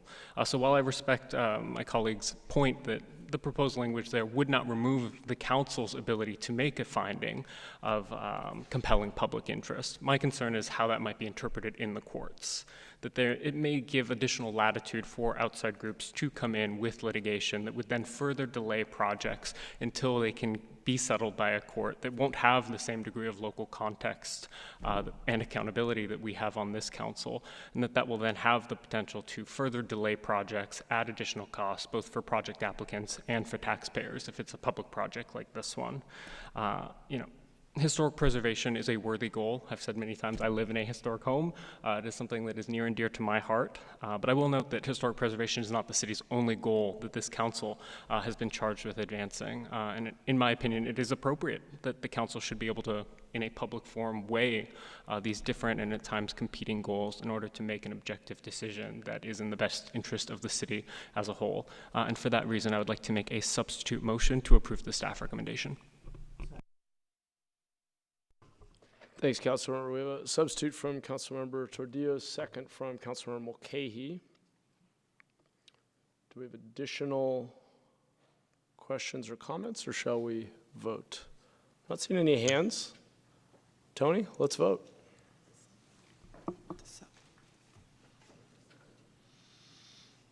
The substitutes for the staff recommendation. Motion passes 9-2. With Kamei and Casey voting no. Great, thank you. Okay, thank you all. That concludes our agendized, our items that were on the agenda, but we are moving on to open forum. This is an opportunity for members of the community to comment on city business that was not on today's agenda. Do we have any comment cards for open forum? Yes, I have 3, Bob Palacio, Blair Beekman, and Susan Bassey. Come on down. You do not have to speak in the order you're called. First person to the microphone, go ahead and speak, and the timer will be above you. Good afternoon, Mayor Mahan, Vice Mayor Foley, council members, city staff. Bob Palacio, I'm here speaking on behalf of Nancy and Raymond Rosenden, the property owners at 985 Timothy Drive. Currently, there is a large and growing unhoused vehicle encampment located on Timothy Drive. This encampment is having a profound negative impact on our current tenant, who is a substantial City of San Jose tax revenue generator. Staff members and patrons of our tenant, Elemental Wellness, are being subjected to unsafe and unhealthy conditions caused by this encampment. Drug use, drug sales, fires, trash, physical altercations, off-leash aggressive dogs, and prostitution are frequent occurrences that are a danger to the vehicle's inhabitants, as well as the staff and patrons of the surrounding local businesses. We understand the challenges the city faces associated with addressing illegal encampments. However, those challenges do not relieve the city of its obligation to assure its residents and visitors safe living and working environments. Our governor's executive order N-1-24 encourages you to act with urgency to address dangerous encampments which subject individuals living in them to fires, predatory and criminal activity, and widespread substance use, harming their health, safety, and well-being, and which also threaten the safety and viability of nearby businesses. We are requesting, and again doing so on a public record, that the City of San Jose remove the vehicle encampment on Timothy Drive with urgency and humanity. While we do appreciate the responsiveness of District 3 Councilmember Tordillo's office, we have yet to see any action or results to remedy this unsafe situation. I should also note that repeated calls for service to police dispatch and multiple 311s have been filed with details and pictures of the ongoing unsafe conditions.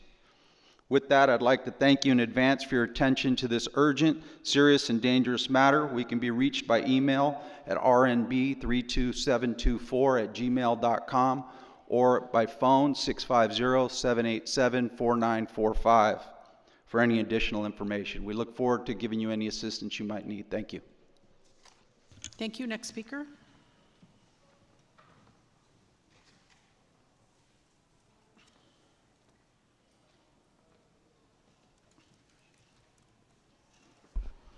Hi, thank you, Blair Beekman. To ask simply and honestly, are Bay Area local governments and communities currently satisfied that the future direction of Bayawasi can simply continue to be determined by only a small number of local, state, and federal administration officials? As I personally feel the current choices by Bayawasi management and how to consider the future of Bayawasi should be very concerning and should be more openly reviewed and questioned by everyone of the Bay Area community at this time. A well-structured and focused Bayawasi subcommittee process can quite possibly better invite local Bay Area government and communities to help develop a more clear cooperative effort towards organization, information, idea sharing, and consensus building, and working to define what can be the best practices for both future Bay Area emergency planning needs and in how to help better shape and define the future direction of Bayawasi as well. A notion may be creating itself at this time that new Bayawasi planning ideas can be better leaving the era of 9/11 continual war and its large federal government projects. But this future promise may also have a very specific goal to end public oversight and the public meeting process for the future of Bayawasi. I feel there are already well-established good ways to leave the era of 9/11 and continual war, that is the open public process, open participatory democracy, and public oversight. I feel these concepts simply have to continue to have an important role and good purpose in the decision-making and choices in what will be the future direction of Bayawasi. Please continue to ask questions and for open conversation and dialogue with this item. Thanks for your time. Nice seeing everyone again. Good luck towards tech accountability practices. We're really trying to work on the future of flock issues. There's an overabundance of tech. We can reduce our tech numbers a bit and still practice good public safety. Good luck how San Jose can work on such things. Thank you. Next speaker, and Mike Sodergren, come on down.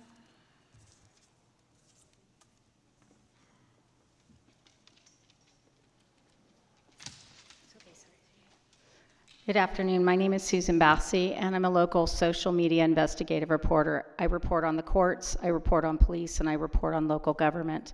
I'm currently actively reporting on the restraining order lawsuit that Peter Ortiz filed against the social media reporter Eastside San Jose Times. And I'm covering that case, including the appeal where he has retained the McManus law firm. Today I came to the city in order to get records. I've previously been here to get records related to Mr. Ortiz's and Omar Torres's political campaigns, which I do as part of my news gathering activity.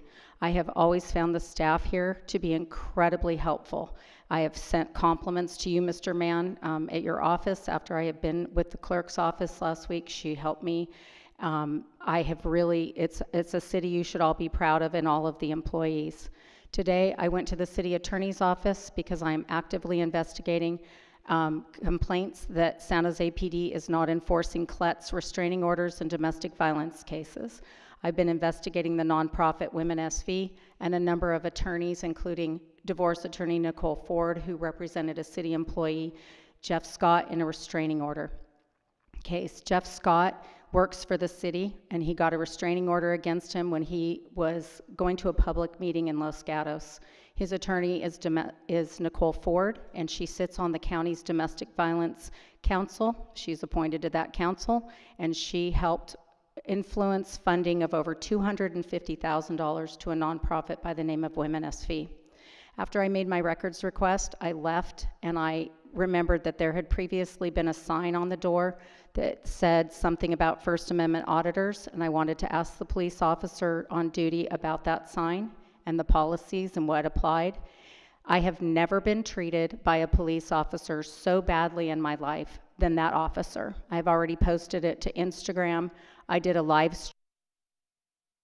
Thank you, that's your time. Next speaker.